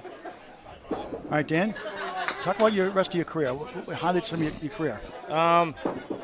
Yeah, so after my sophomore year in Natick, I went out and played for Garrett Dean for the Junior Olympics, and she got it. That doesn't count technically. Oh, it doesn't? They'll give the 10 anyway. It's an exhibition. It's supposed to be an 8. It came out of the channel, so they'll give it 10. 54 through 9. It's a fun tournament. Come on, ref. Yeah, I know. Come on, ref. If we were mean, it'd be 52. I don't know how to work the gamesmanship with the referees back then. It probably was a different, how to litigate with them back in the day. Like, I know players used to scream in linesmen's faces and all that and whatnot. Yeah, I mean, Gene Bennett's got some stories from when I was younger. So. Did you like getting in fights? I mean, obviously before I turned pro, there was no fighting, but I mean, when I was playing, depending on which team I was on, I was just trying to justify my paycheck and play your role. Yeah, I mean, I didn't always like it. I mean, I got drafted because I could score goals and and hit and skate and. So it wasn't really that enjoyable for me a lot of times, night before a game or the day of the game, knowing that, basically my only job that night was going to be to fight. But, I did what I had to do to provide for my family, and, I wasn't one of those guys making, a lot of money. So, I just did what I had to do, and even if I didn't like it, I just, I did it. Where were you on draft night when you got picked? 29th, was it? Yeah, I was down in St. Louis. That's where my draft year in '96 was in 1996 was in St. Louis, so I was there. So drafted by the Islanders, but then Oilers. How soon did you know before you got drafted? I didn't know. It's not like today when you see all this hoopla and hype and literally the NFL draft last night. Yeah, it's just slap the logo. Yeah, it's just Case McCool fans. It's just a bunch of. It's just like a media circus watching the NFL draft. But yeah, I had no idea. I mean, I knew the Islanders because Jim Madigan was there, one of their head scouts, and I knew that he was at almost all my games, but. You were getting paid attention to. Yeah, I mean, but again, like you just don't know. When your name's called, it's like a dream. Did it feel dreamy, like surreal to you at the time? Yeah, it was. I mean, it's just it's an honor, and I was just really obviously excited to go down and get on the stage and have my jersey, be able to put my jersey on and. Ultimately I never played there, but that's not because of them not liking me or anything like that. It's just, my deal was signed after my freshman year at BU, and for whatever reason, a week later, the deal was pulled. I think there was a conversation between Mike Milbury and Jack Parker about that, but so I said, okay, well, Milbury. That's a lot of money that, my family and I didn't have. I was a 20-year-old kid, so I said I was going to go to Seattle as an overage and play in the major juniors. And if the Islanders didn't sign me, then I was going to go back in the draft, and they would lose me for nothing. So then they traded me to the Oilers. So it was never a question of, that sounds like a lot of upending of your life or being in the limbo of just like, will anyone do it? Even if you knew your talent and knew your worth as well. That must be a difficult position to be on, that in-between almost. Yeah, especially as a 20-year-old kid just coming out of, my freshman year of college and not something a position I wanted to be in. In hindsight, after my freshman year, I had a tremendous freshman year at BU, and it would have been nice to stay and make All-American team my sophomore year, and Hobie Baker, and blah blah blah, and have my name and all the accolades, and I gave up all that to turn pro, and in hindsight, obviously, that would have been nice to stay and have all that, but when someone offers you a contract, you turn it down and you go back to school, and if you get hurt, that money's gone. Yeah. I mean, yes, my education's paid for, but my dream is gone. Yeah. Everyone faces that crossroads, just like, I know you're only just an adult, but here's the crossroads. Happens with picking a major as well. Yeah, exactly. I mean, it happens in any form of life, no matter what you're doing for a job or whatever it is that you're doing. I mean, everybody faces those crossroads. So what occupies your life nowadays, basically?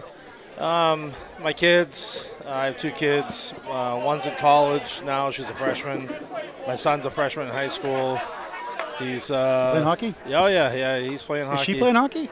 No, she. I never got her into it. She was a swimmer, but the women were the gold medalists. Yeah, I was trying to steer my kids away from it. The men were, I didn't want to be in a hockey rink after I was done, but my son just he just found his way to the rink, and he's a hell of a hockey player, and even better lacrosse player. So does he listen to your advice in the rink? He does, but like any other kid, though, sometimes it's always better coming from somebody else than your own dad. You know, it's funny how that works. Yeah. So, but yeah, I have my own business on the Cape, and for the last 15 years, and.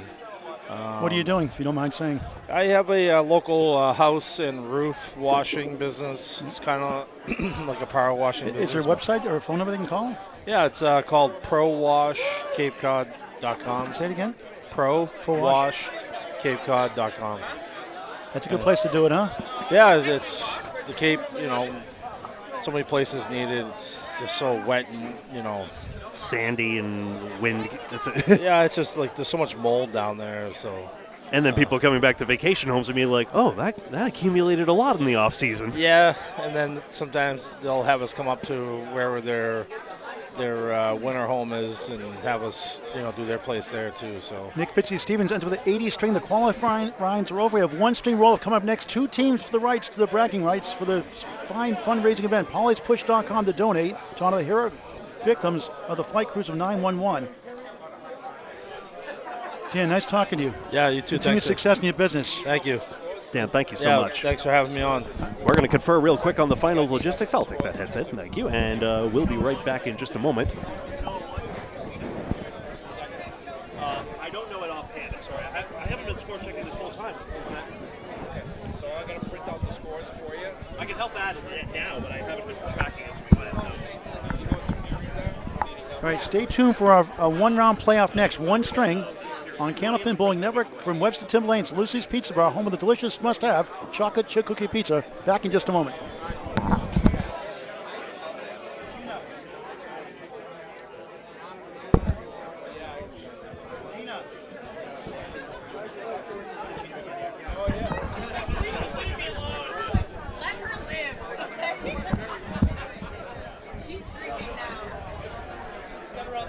All right, we're going to talk to Gina Tempesta while we're waiting.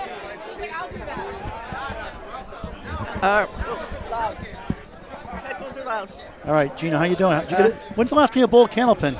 I was 17, so about 10 years ago. What took you so long? 10 years ago. Well, you're looking great. Well, it was a good warm-up. I'm ready to actually bowl now. How about the Hall of Famer Craig Holberg? Really encouraged you. Had some pretty good bounces there. He did. A lot of good hints, and a lot of good encouragement, and so it's been fun. Yeah, a lot of fun. Yeah, it was So like I said, I hadn't bowled since I was 17.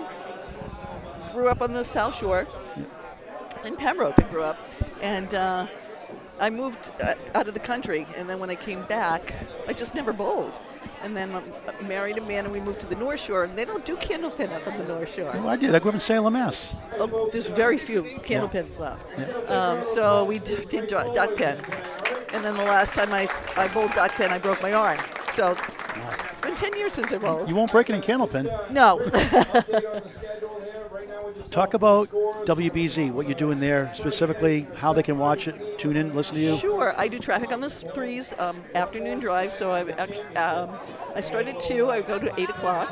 So on the threes for 6 hours. But BZ is basically 24/7 anyway. So, we're around the clock. We start at 5 in the morning, so I just pick up that next shift. And then we have a producer, we listen to the scanners, we have the helicopter that goes up, and we have people that call in on the tip line too and let us know that they're stuck in traffic, whether they're mad or not, or let us know how long it's going to take. You've done some production work too, haven't you? Some production work too? Yeah, actually I left radio, and I was gone for over 10 years, and I started my writing. That's when I started writing the children's book. And then the startup that I worked for, they started a video production company. So I did voiceover work for them, and then I traveled all over the United States doing interviews for hundreds of different companies. All right, now you got to try the delicious chocolate chip cookie pizza. I will. I've got to have a real pizza first. I think, though, but it looks great. Nice to meet you, Gina. Former Northeast Broadcasting School. I love it. Yeah. Thank you very much. Thank you. Gina Tempesta, WBZ Traffic on the Threes reporter, 2 to 6 weekdays on WBZ, 10:30 a.m. Let's talk to John Puffer. We get a second here, too.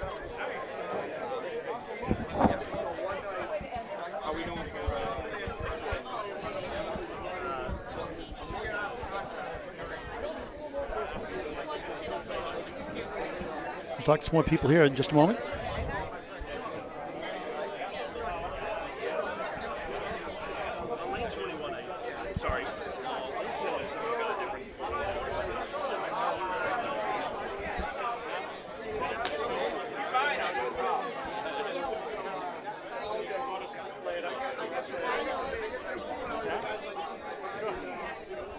We'll talk to John Sappy in just a minute.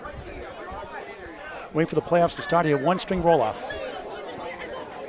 PaulysPush.com for more information.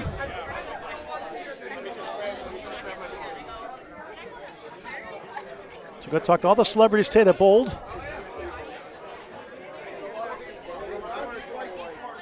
Cancer, a proud sponsor of this tournament. $500 to PaulysPush.com. We'll talk to John Sappy in just a minute, just changing his shoes up here. Our playoffs will start momentarily. Just wait for the official results. We'll be on lanes 21-22 for one string. 4-person teams, 2 bucks at a time. 2027 Hall of Fame nominee, that sounds good. John Zappy, hopefully nominee will disappear in 2027, end of the year, early year. Yeah, hopefully it won't be nominee anymore. It'll be inductee. So and Craig Holbrook, the Hall of Fame, nominated you also? Yes. What a great team you've had. Yeah, good team. Maria subs year in, year out. Your Friday Night Pro League team, always in the running. I'm Hingham right now. Yep, always. We're always right there. We've bowled together for so long. The chemistry, that's a big part of bowling, is having the chemistry and, having the will to want to do as good as you can do. And, we're all older now, but we're still competing, and, I'm having a good time. You're president of the Friday Night Pro League, retiring after this season. You still going to bowl leagues here? Yeah, I'm still going to bowl. I bowl Wednesday night here out of Timberlands. So I'll bowl on Wednesday nights, and I'll probably bowl some tournaments here and there. It's just Friday nights it's getting to be a lot for me now. A lot of traveling and stuff like that. I'd like to try to keep my weekends open. Good. Well, you're a class act. You've been a great ambassador to the game. And for those who don't know you, some of the career highlights you've accomplished. Oh, God. I've got them here. Number one is the Worlds with Maria Sub when we won that year in 2008. That was awesome. Easter, 2009 in Easter. 2006, 2007 Bowler of the Year with the WCBC, and so many, a lot of titles I've had. I can't name them all off, but I've had a pretty good career, and I'm pretty proud of it. All right, John, hope you make the playoffs. Congratulations on a great career. Hope to see you in the Hall of Fame. Thank you. Thank you very much. John Zappy. Thank you. True gentleman. All right, we got Fitzy back. Got to put your beer down so you don't spill the mic on the headphones. Thank you, my friend. Okay, 1 second. Oh, boy, that was a rough one out there. What, now your team's going to win because of you or lose because of you? They're probably, you know what's going to happen is that we're going to come up one pin short. You had a good string. And I'm never going to forgive myself. You had a good string there. It was okay. I mean, in the 80s, back where all my references come from, that's not bad. Well, at least you're not throwing the ball airmail anymore, at least. Tribute to my grandmother who used to throw the ball so hard people thought that there was a thundercloud overhead or that maybe there was an earthquake taking place at the old American Legion where she used to bowl in Braintree. Boy, she's going to kill you someday. Huh? Yeah. She's going to hunt you. She will. For the way that I bowled tonight, there's going to be a lot of people that are going to the hunt way me, you talk including my about her. teammates. Oh, God love her. God love her. So what's on tap for the comedy show tonight for you? Lady Oh, Ryan? we got a great lineup not tonight. being broadcast. Come on down to Lucy's Pizza Bar. Yep. Abington, Massachusetts, Route 18. Talking to Nick Fitzy-Stevens. So what's in store tonight? So great time tonight for the comedy show portion of the entirety of the Pauly's Push fundraiser. We got Josh Dolan. I used to work with him at WAF. He's a tremendous derelict and reasonably funny. The great Johnny Peasy, local legend, will be here, as well as a man that they describe as the comedy machine. Mr. Ed Regine will be our headliner tonight. I will be your host with the reasonably most, the MC as far as you can see. Your old pal Nick Fitzy-Stevens here. And listen, I got to tell you, honestly, you know, I've had a chance to perform on multiple airwaves, television, the internet, radio stations. Been on stage at Carnegie Hall. Used to entertain the masses at Gillette Stadium, Fenway Park for years. There is nothing like headlining a comedy show at a pizzeria tucked into a bowling alley in Abington. Paul, I made it. I did it. Hey, Ma, I don't need to host the Oscars. I'm doing Pauly's Push fundraiser at Timberlanes. This is so fun. The South Shore is the best. This is where you connect to the best people. This is true community. This is what it's all about. And, you know, the fact that so many great people can show up tonight and support Pauly's Push and the amazing work that he does. It's the best. This is truly where all the best fundraisers happen. Like the generosity of the South Shore and, you know, Massachusetts kind, all townies and Massholia, if you will. Like it's remarkable. It really is remarkable. We talked earlier about Cannonpins for Cash. I got the last strike in that show in 1980. My only claim to fame. You're talking about doing a reboot of that show. Well, you're also wanted in 7 states, but we won't talk about that on the broadcast. Wanted dead, not Yep. alive. So what are your thoughts? I've heard this for years from different people thinking about rebooting that show. Yeah. Are you serious about this? Oh, absolutely. 100%. I know the gentleman that actually has the rights to the show. We've talked about it with John Pumphrey, the owner here, who runs a great job at Timberlanes. I think it's such a great piece. Like, I would love to see, you know, I referenced it earlier from Channel 38, talking nostalgically about the TV networks I loved watching growing up. I think, you know, the movie Loft should be brought back, Creature Double Feature and everything Channel 56 used to do. And Candlepin, it's just simple. It's just a very basic thing. It brings people together. Mothers, daughters, fathers, sons, kids love it as well. Anybody can do it. Anyone can do it. We'll just make it fun for a new generation. And now the big announcement.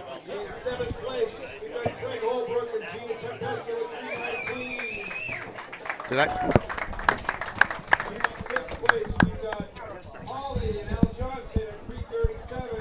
So Kyle Johnson's team and Craig Holbrook's team make the playoffs. Means you're not in? You're in Craig Holbrook's team, right? Yeah. I heard it right. I think you're in. We'll find out.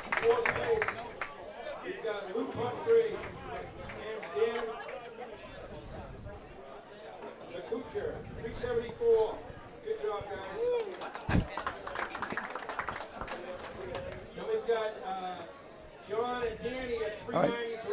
So about the Cannons for Cash show you talked about. What's the early planning stages right now? Just talk right now still? It's still in like superficial discussions, but what we're thinking is something that would be really fun where you can actually enjoy it. Maybe perhaps it might be internet only, maybe it'll be a broadcast friendly show, but having fun with it. Like if you remember the old show from MTV years ago, Remote Control, where you're having fun, making fun of people, razzing them and giving them a hard time. I think see you doing that. Not just doing it so straight-laced, but actually introducing like a good-natured, lighthearted roast type of comedic element to it. Like I did to you earlier. Yeah, exactly. Everywhere I go, I'm the broadest target this side of the Mississippi, my friend.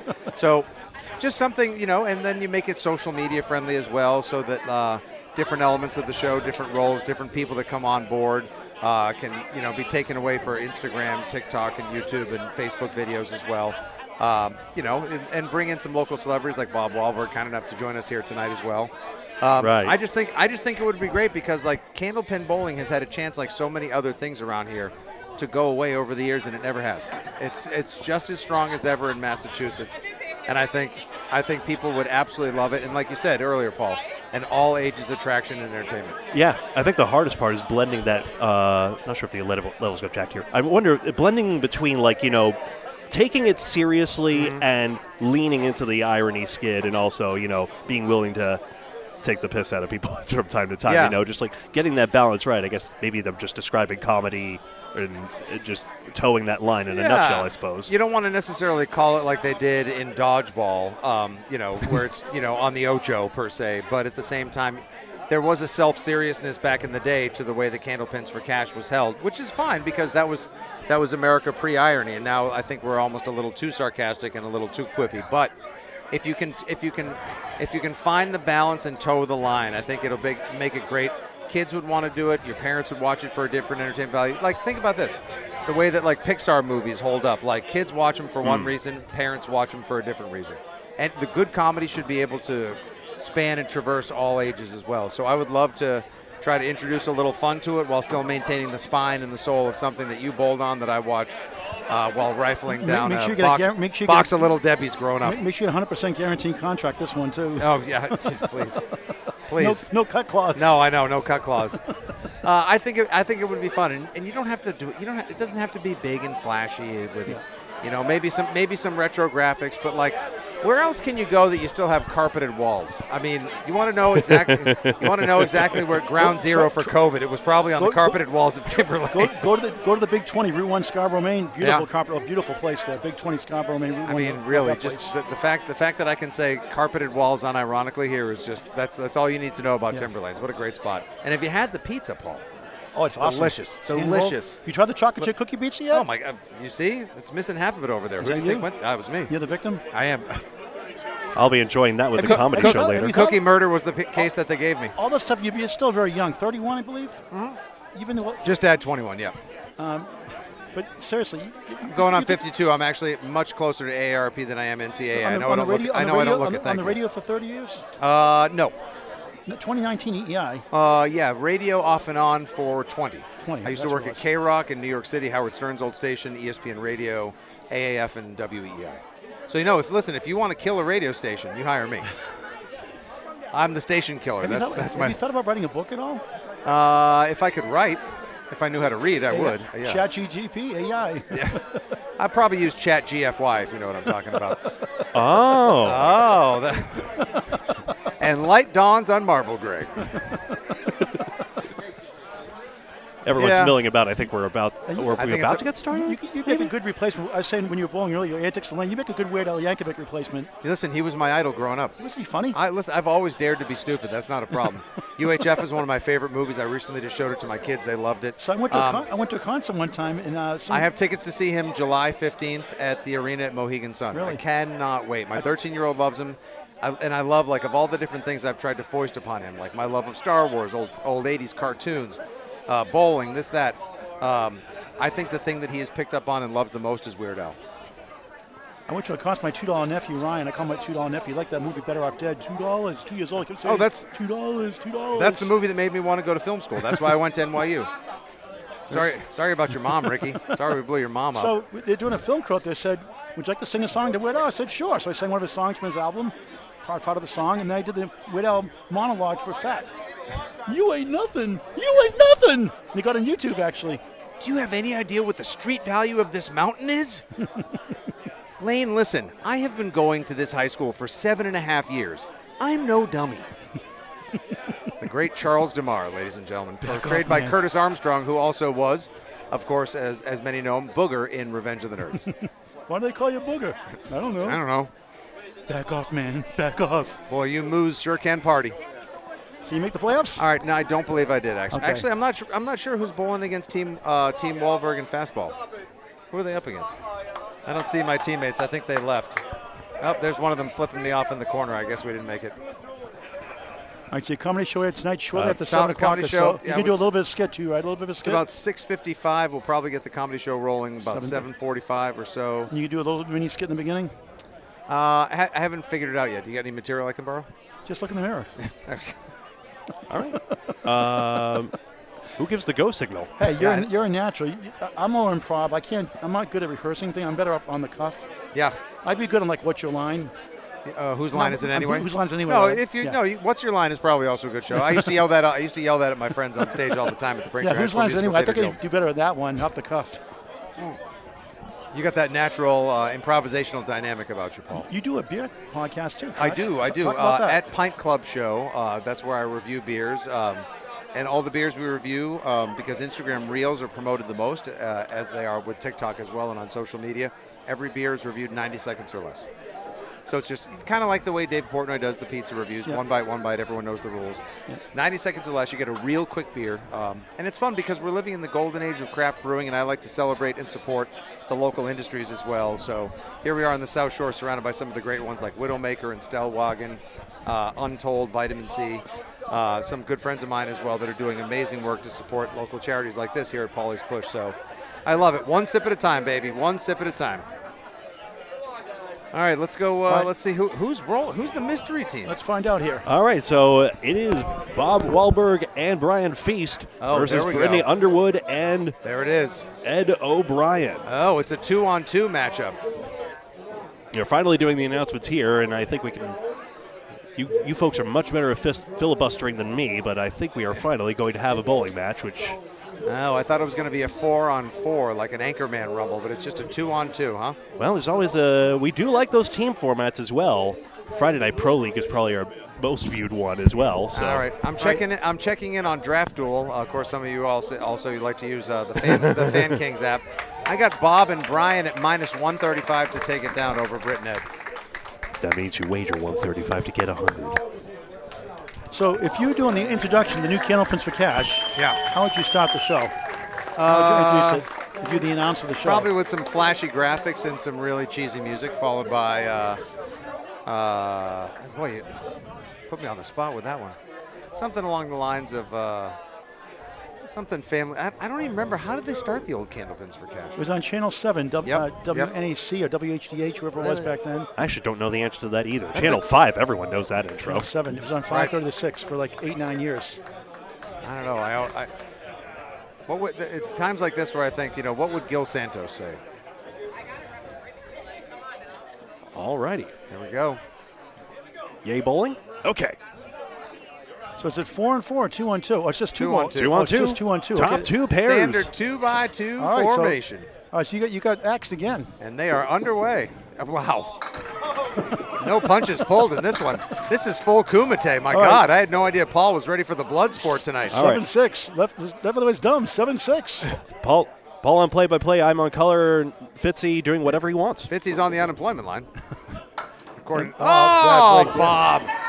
You Underwood. got hosed, Bob. You got Oh, it's falls down. It doesn't count. You turned around. Sodom and Gomorrah. You know where you got to watch it all the way down the alley. Hey. Come on, Bob. Oh. She'll take it. It's fair. Good bid, we say. I don't know what auction is taking place here, but there you go. There's some tremendous auction items back here as well. We got some hats. We got some autographed Drake-made jerseys. Some other goodies. You can throw your raffle tickets into. Are you being sold off? Yes, my services are being auctioned. There. It's a good ball there. It goes for 9. Wahlberg, more like Ballberg. Watch this guy. Look at her form. Look at that form. Excellent form. Ball just explodes out of her stance. There it is. Walk away, Bob. Bang! Spare. Crowd goes wild. 18 of the ball through 2 in the championship match. Underwood trying to clean up on lane 22. One string, 2-on-2. Simple as that. Human sacrifice. Cats and dogs living together. 22 Mass through 2. hysteria. We got to. Hi, Sally, and everyone in chat. We'll try and get to you as best as we can. How's the chat right now? Is it lit? It's probably going to let it cook, I think, is the words we say here. I really don't know the slang. I'm sorry. Yeah. And O'Brien bowled well in the qualifying rounds. The bartender, drinks for him tonight. Is there a chain, and is it off of it? Fitch is going to put him out of business. Look at that throw by. Look at Brian Feast, spread eagle, youch. Yes, it is called the spread eagle. You ever hear youch, yikes, nouch combined? He went after those pins the same way Dom DeLuise used to chase after.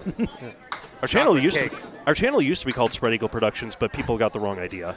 Oh, that was what they called my mom in high school. Family show here, everybody. O'Brien. Oh, Deadwood, no love. Feast is 7. Ooh, tough one there for Brian. Greg with the quick update in the score.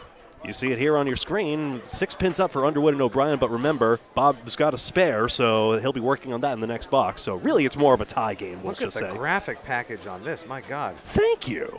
Fits you with a quick play-by-play here. Yeah. There's O'Brien. Throwing the ball with all the intensity of somebody who knows that he's not going to have sex tonight. 5 pins down on the first one. That seemed below the belt. There's Brian with one of his signature fastballs. Nice. Can he pick it up? Can he kick it? He does not. Oh. Is that a 7-10 split right there? Football It season is. Football season continues in Candlepin Bowling. 7-10 goalpost. Nice pickup. Oh! 1 pin picked up for O'Brien. Oh. Unfortunately, Brian is not able to pick it up. 16 through 2 up to 7 through 1. Ed O'Brien, 19 through 2. But don't forget, Wahlberg with the spare in frame number 2. Here comes Britt. Look at that. Look at that. Look at that kind of form. You can't teach that at bowling school, ladies and gentle fans. Got a great attitude. She's overcome a major life struggle, actually. Had a great turning point in her life. I'm not at liberty to say exactly what, but point being, this is a great comeback story for her, really, to be on the lanes, and great to see her here at this Pauly's Push final. Oh, really? Was she Parents here in attendance always watching. Oh, a great comeback story. Was she born in Quincy? A 9, no good there. Gets a laugh out of that one. Because you know what they say about people that make it out of Quincy. No, what? The actor and the... She could be an actress, Brittany. She could. She could be a good athlete. She's in the Candlepins for Cancer Top 5 live show. Last singles run we had. That's the 5th seed, 1 of round. Look at that. Come on, Bob. 2 perfect. Spread eagle, 1% chance. Stats by Candlepin Bowling Network without wood. If she makes a shot, $25 from Candlepin Bowling Network for a bonus. Our executive producer loves stats. He does. He also loves when Paul just decides to go rogue and start giving money away on the air. Well, he's very good for the game. He gets himself out there. That's usually Bob's awkwardness about it. Pretty tough Bob. 5, 36 through 4. Wahlberg sends it away, matches the 5. Don't you just love Candlepin Bowling sometimes? 34 through 4, championship match. It's the Pro-Am Celebrity Tournament from Webster Timber Lanes, Lucy's Pizza Bar, Abington, Mass. All right, so how much beer is the right amount of beer to consume to be in the zone on the lanes, do you think? The answer is all of it. The bartender. A lemon drop, $1 for Candlepins for Cancer. Second Look at pin that. left, second That's pin right. going places. That ball, unlike me, is that's going a lemon places. drop. Second pin left, the 4, second right, the 6, $1 for Candlepins for Cancer. 5 and a spare strike. How many do you owe today? 0. But I'll give everybody my Venmo. 0 account, right? 0 balance. You don't have to confirm last 4 of the phone number. People, stop asking. Don't worry about it. Everybody knows I'm good for most of it. Good for nothing, right? I love O'Brien's throw. Like he just wants it. Do you know Mike Warren? Mike Warren, he comes out some of my Candlepins for Cancer show. He's a fun, just like you. We just roll off each other. Have so much fun doing it. Vibing, rolling. Good man. Each at 26-26. Oh, wow. Mike Morin is sneaky diabolical with his sense of humor recently. I'm here for it, honestly. Ed's team on the right have 2 in the string. He's retired. Get your bag. Look at that. Look at that. Flushes 9. He was robbed. He bowled great early today. Had a 132 Robbed also. like the Isabella Gardner Stewart Museum. O'Brien, good bid. There it is. Please, no. Still an open case, I'm obliged to say. Right? Yeah. When are we going to figure that out? Why didn't Malcolm Butler start? Where is Flight 370, and how comes somebody was able to rob the Isabella Gardner Stewart Museum? That is a Paul Grant special. Missed the second shot, making the third for a 10. Not a good time Looking for that. good. 10. Looking good, Lewis. Feeling good, Mortimer. Update from Greg. It's close. Well, thank you to the Louvre for taking that title. 71-70, just a 1-pin game. That's a nice roll, Gina. Brittany, whatever her name is. Leslie. Good enough. Good enough. Ballpark, folks. Ballpark. Gina Tempesta did do well today at the very end. She did. Yes, that's what Do you know your wife's name? Which one? Brady leads up the queen. If there's a king, there's a queen for the ladies. Why not? The They 5. say you're not really performing unless you have a family in each hemisphere. Wahlberg. Oh. On the 8. Painting the corners on that one. Nick Fitzy-Stevens helping out here with Greg Gouillart, myself, Paul Grant on Candlepin Bowling Network. Look, by rule, you have to wait for the wood to stop until you deliver the ball. PaulysPush.com to donate to the I feel 9-1 like that's families. code for something, and I'm not going to speak any further to the top. Wahlberg stepping up in the 6th. 9:45 right half. down Broadway. Oh, picks up a 5. 5 alive. See if we can't name any other juices I drink in the 80s. Oh, here we go. He's got Boku heat on that one. Oh, with the high C move on the outside. And the sunny D from Brittany. Is that enough juice references, guys? Monster results there. Let's see if you can put a Hawaiian punch on this one. That's my favorite drink as a teenager growing up, actually. Not anymore. Brittany, that's a Paul Grand special. Missed the second, make the third for a 10. Actually, is that spare? I do believe she spared. You know what I just realized? I don't have enough tattoos. I didn't see that. Okay, I got to get inked up after this, guys. That was a spare, right? Okay, the other ball was ahead. That's why. So I thought it was a 10 to spare for Brittany. Sorry, Brittany. She does have the best tattoos in the game. If she 5 and a ball through 6. She is just inked up like a chin. Bob Wahlberg 6, 48 through 6. Ed O'Brien, the anchor bowler with Brian Feast. Look at that. Another Eagle. Those You custom golf, white you golf shoes. at all? Terribly, yes. I do mini golf. I've been told by many a friend that I have a wonderful swing for the senior LPGA. Swing and a miss, strike 3. Yeah. And the ball game's over. I took a golf lesson one time. You have a Come good on, form. man. As soon as I go to hit the ball, my baseball instincts take over, and it's like a bunt. Now, when you golf, do you try to go through the windmill or around No, it? I don't golf at all. There we go. I'll probably end up I looking. gotta tell you, I Brian's probably end up picking up looking like. steam. Sorry, I keep stepping on that. No, please. I was just going to say I probably end up looking like Charles Barkley. Oh, that's just terrible, Greg. That's just terrible. Now, you know, when two guys are down there just trying to get rebounds, banging each other. Now, Charles Barkley is a man who will do whatever he wants, no matter what employer he's tethered to. I truly just want to approach something in my life with the lack of fear that he has for anything and everything that he does. God bless him. My God, look at now. Do you call that when you have 4 pins to each side and a hole down the middle? Is that the Michael Strahan? It is now. Ed O'Brien picks up the spare there. Brian tries to throw a rocket right through the old gap-toothed Strahan. Oh, yeah, the host of Pyramid. Yes. Feast of 7, 53 through 6. And I had a friend that used to write for that show. I met Michael Strahan when we were taping some pilots for that show years ago. And the worst part was, he was such a nice guy. For a guy who helped steal some of our dreams for Super Bowl 42 way back in the day. I'm doing this. Not to say that there's anyone who's ever going to feel badly for a Patriots fan. Wahlberg. Brittany Sixfield. Man, what a great guy. 61 through 6. Her team has the lead. 115-101. But then again, Mussolini had friends too, so what do I know? Everyone's someone's favorite. Oh, wow. What a shot for a spare. Oh, take a bow. Brittany Underwood shining back-to-back. 3 spares in the championship match. 71 on the ball through 7. Nico highlight reel. Uh-oh. That one seemed to really get the worst of Wahlberg. Nico Pujar, our social media manager. St. Louis, Missouri. A 6. 54 through 7. Brittany's team trying to run away. Shout out Nico. Don't know who the hell he is. It could be a... He's a good kid. I'm sure. Brittany, another good ball. Look at that. Somehow just 6. Come on. Oh, Bob coming back hot. Back-to-back spare 6s. 7's a while. 7-7-7. 77 through 7. One string match. Oh, man, this game is tighter than my grandmother's scuba suit. Let's go. That was close. Under for another one. The old hop-skidoo. I call it the skee ball shot, going for the 50, 100 points. Bingo. Wahlberg I call that the old, oh, nothing. That's the Vinatieri right there, Wahlberg. 10, Brittany at 9. 64, he actually Wahlberg, I call that the 64 Hampton 8. Beach. Brittany 22 better, 86 through 8. She struggled in the qualifiers. Not here. Stepping up big time. Good for her. The old Hampton Beach, minus the herpes, of course. 140, 117.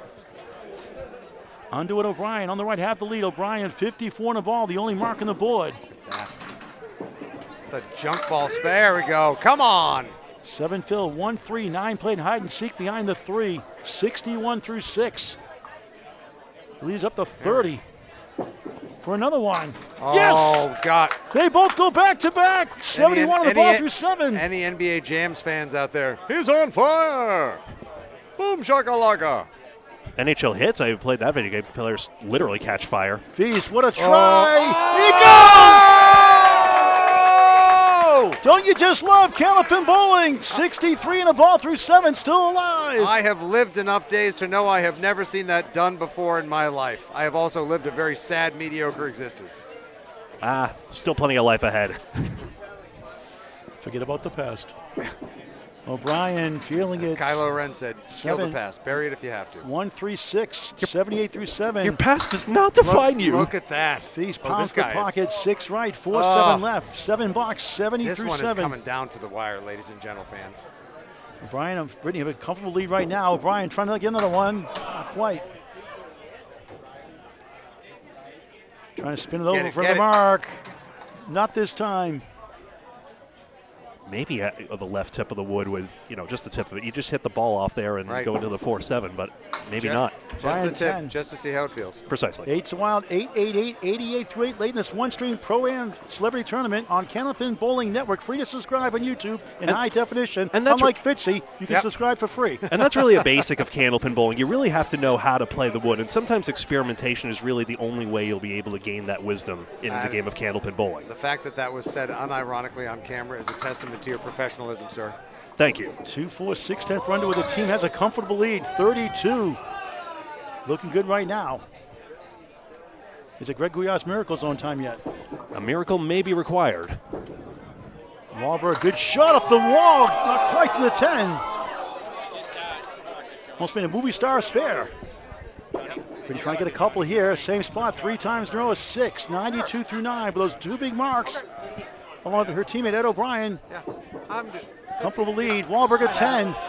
Back-to-back 10, 74 through 9. 3 bucks to go. Thank you for watching. PaulysPush.com to donate. I'll talk to him. Come on down. Lucy's Pizza Bar at Webster Timberlanes, Route 18, Abington, Mass. Bruins paraphernalia available also, being raffled off. Brittany in the 2-8. Here's Wahlberg. On the head pin, a turnaround 7. Oh, that's like Fitzy on the old lanes. turnaround 7. He must learn it from you. He must have learned that move from me. Yeah. Yeah, but his ball stayed in the lane, though. Yeah, well, he's got a lot to learn.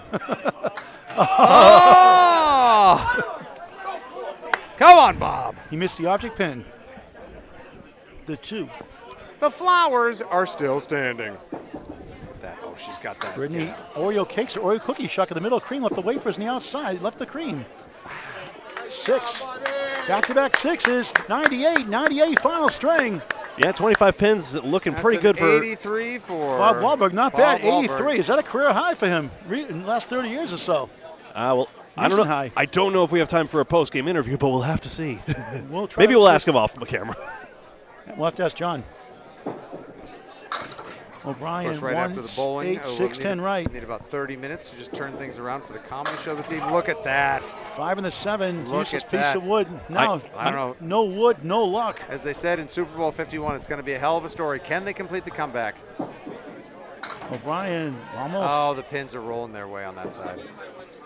Oh. He's no go there. Looks like it's going to be Brittany Underwood, Ed O'Brien winning the championship wow. match. John, do you have time for a quick interview? Do you have time for a quick interview? Underwood and O'Brien. Oh, just a bit outside. Oh, you On the lanes, I mean? you bet we had a lot of Bob Uecker tributes in the wake of that. We'll have a presentation on lanes with John Pumphrey, the owner here. It's all but over. 25, 5 clinches it. 6 for clinches for Ed O'Brien. Oh, look at that. And with the clincher at hand. Oh. Just delivers nothing but absolute meatloaf. Beautifully sliced down the middle. And the, tender and delicious. celebrities can't hold up to the pros. No, they can't.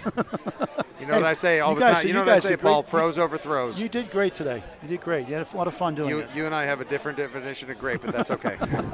Well, we did a great thing today for Pauly's push. That's right. It was great to have you on. So, folks, it'll probably be a very rushed outro somehow, but I think we're going to have time for a presentation on the lanes, and then Fitzy's got to scuttle off to do his set or whatever. Unfortunately, I just heard the news. Someone just shared it with me moments ago. The Boston Red Sox have fired manager Alex Cora. Really? Oh, no. Yeah. Anyway. now?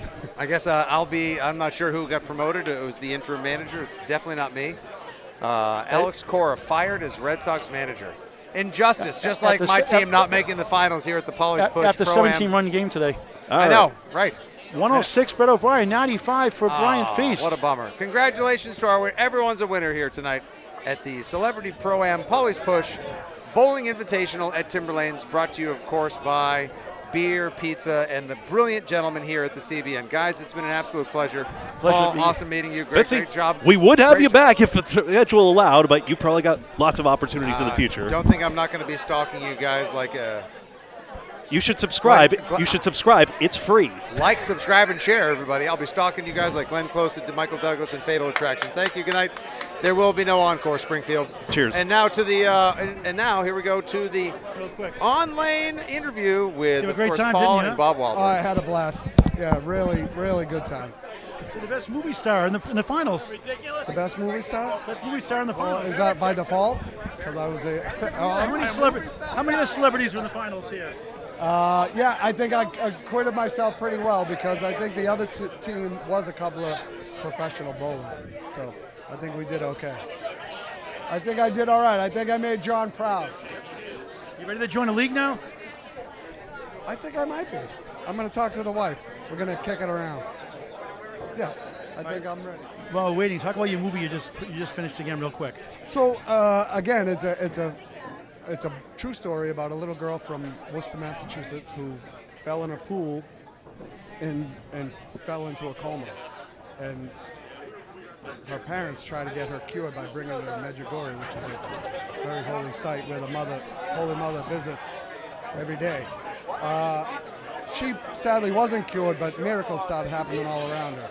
And the Vatican created a commission to investigate the miracles and decide if she should be sainted or not. And the jury's still out on that. So we're hoping the movie might kind of push that along a little bit. It's coming out this summer, you said, right? It's coming out this summer, yeah. Directed by Michael Mailer. Yeah, it's very exciting. Caitlin McCarthy's written it, Worcester girl. So, yeah, we're very excited about it. Glad you had fun today. I had a blast. I was surprised myself at how much fun I had. So thank you. Appreciate it. Get the word out. Thank you very much. Absolutely. Bob Wahlberg. All right, Greg, take it back to Greg for now. Thank you very much. Final score in this match was 204 to 178. I'm just checking here. I'm not sure we'll get a chance for another interview because otherwise we may have to strike the setup. We're pulling a lot of this on the fly, but check that. Brittany Underwood. Brittany, you had two big spares in a row. Set the tone, kind of broke their back. I did not bowl well, but as a team, yeah, we really pulled through. I'm hoping I set the tone for Ed. You had two big spares that really put the dagger in the game. Yeah, it was really intimidating, I think. One of your best years bowling. You going to bowl this summer too? This year, no. I am bowling this summer. Yeah, I bowl on Tuesdays here in the High Point League. It's a lot of fun. The format is really unique. Parents always here supporting. How much does it mean to you having come here? I think it's great. My parents come to support me, my brother, his girlfriend, all my friends from bowling. So it's just great that they're always happy to support me. You win a championship. How about a three-letter word? Wow. There you go. Back to Greg for now. Thank you very much. One more time, looking here at the scoreboard, see if Paul can rope another bowler on the line here. We don't have Sean McDonald, the fisherman, but still, maybe John Pumphrey will talk. John Pumphrey, first of all, great job hosting as usual. You do a great job of community here. Well, you know what? This is for the love of the game and a great charity. Happy to do it. And, this is good stuff. So great turnout. We hope he gets a good business in the bar, too. Yeah, no, I think that the business will do just fine. But it's all about, the charity. It's all about Pauly's push. It's all about supporting this. Hope people take a minute, if they see this broadcast, to really think about, where were they during September 11th? How did it impact them? Don't forget. And and really, cherish the moments we have with each other. So that's important. That's a big message. And the other message for today was, Candlepin Bowling is strong. You heard that crowd. A lot of these people haven't been in a bowling alley in a long time. To see them cheering and trying and bowling and doing the best they could was terrific. And hopefully it spreads and keeps going from here. So we have some media guests here too. Was that Ness in here? We've got Abington, Kim. There's a few people sneaking in, so I invited a bunch of people, so we'll see where it shows up online. So, you do the presentation now? Yeah, we're going to do our presentation for first and second. Thank you. All right, I guess we're going to do the presentation here. John, go ahead. All right, everybody. Another big round of applause for all of our bowlers. Great job, everybody. Thank you. So today was really to come together and hopefully fill up all those baskets, buy a lot of raffle tickets, contribute to the cause. Pauly's Push does a great job, helping everybody remember and not forget 9/11, especially those folks that were on the flight crews. That was some of the first people to unfortunately perish in that day. So I think it's important to remember those folks. It's important to honor those folks. It's important to support Pauly. And if you're looking to push one of the carts, he's got like 300 and something miles. I don't know how much the total miles is between Logan and Ground Zero, but he's got on his website, you can sign up to push the cart at some point down the road. I think that's an important and a good thing for people to do. So we hope we get a chance to do that.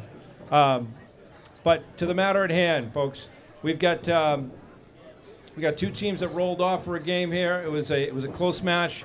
We had Brian Feast and Bob Wahlberg coming in second with a 178. So let's hear it for Brian and Bob.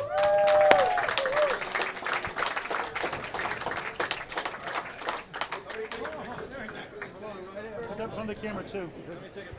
Camera number 1, red light.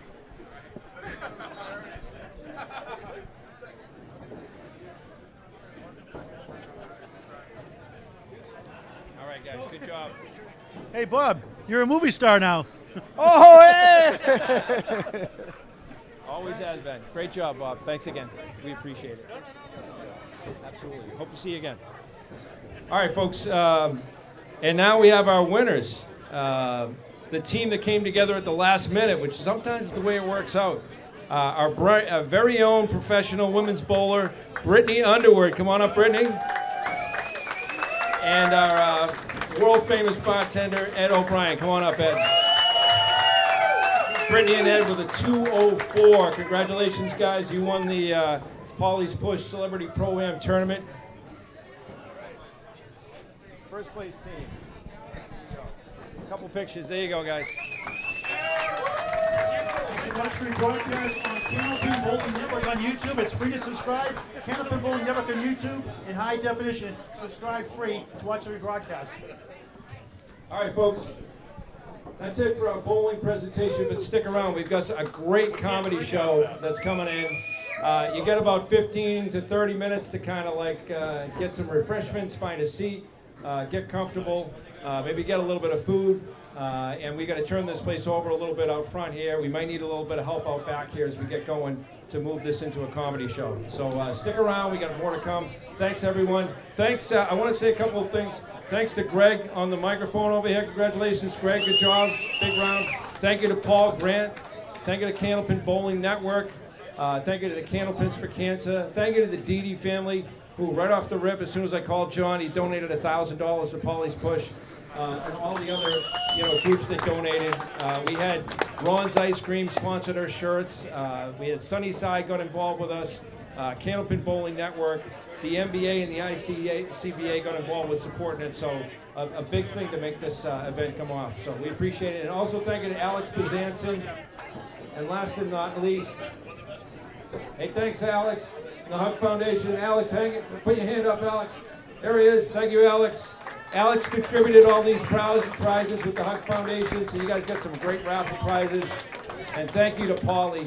Thank you for doing what you're doing, Pauly, and we're here for you, and this is what it's all about for you, man. We appreciate it.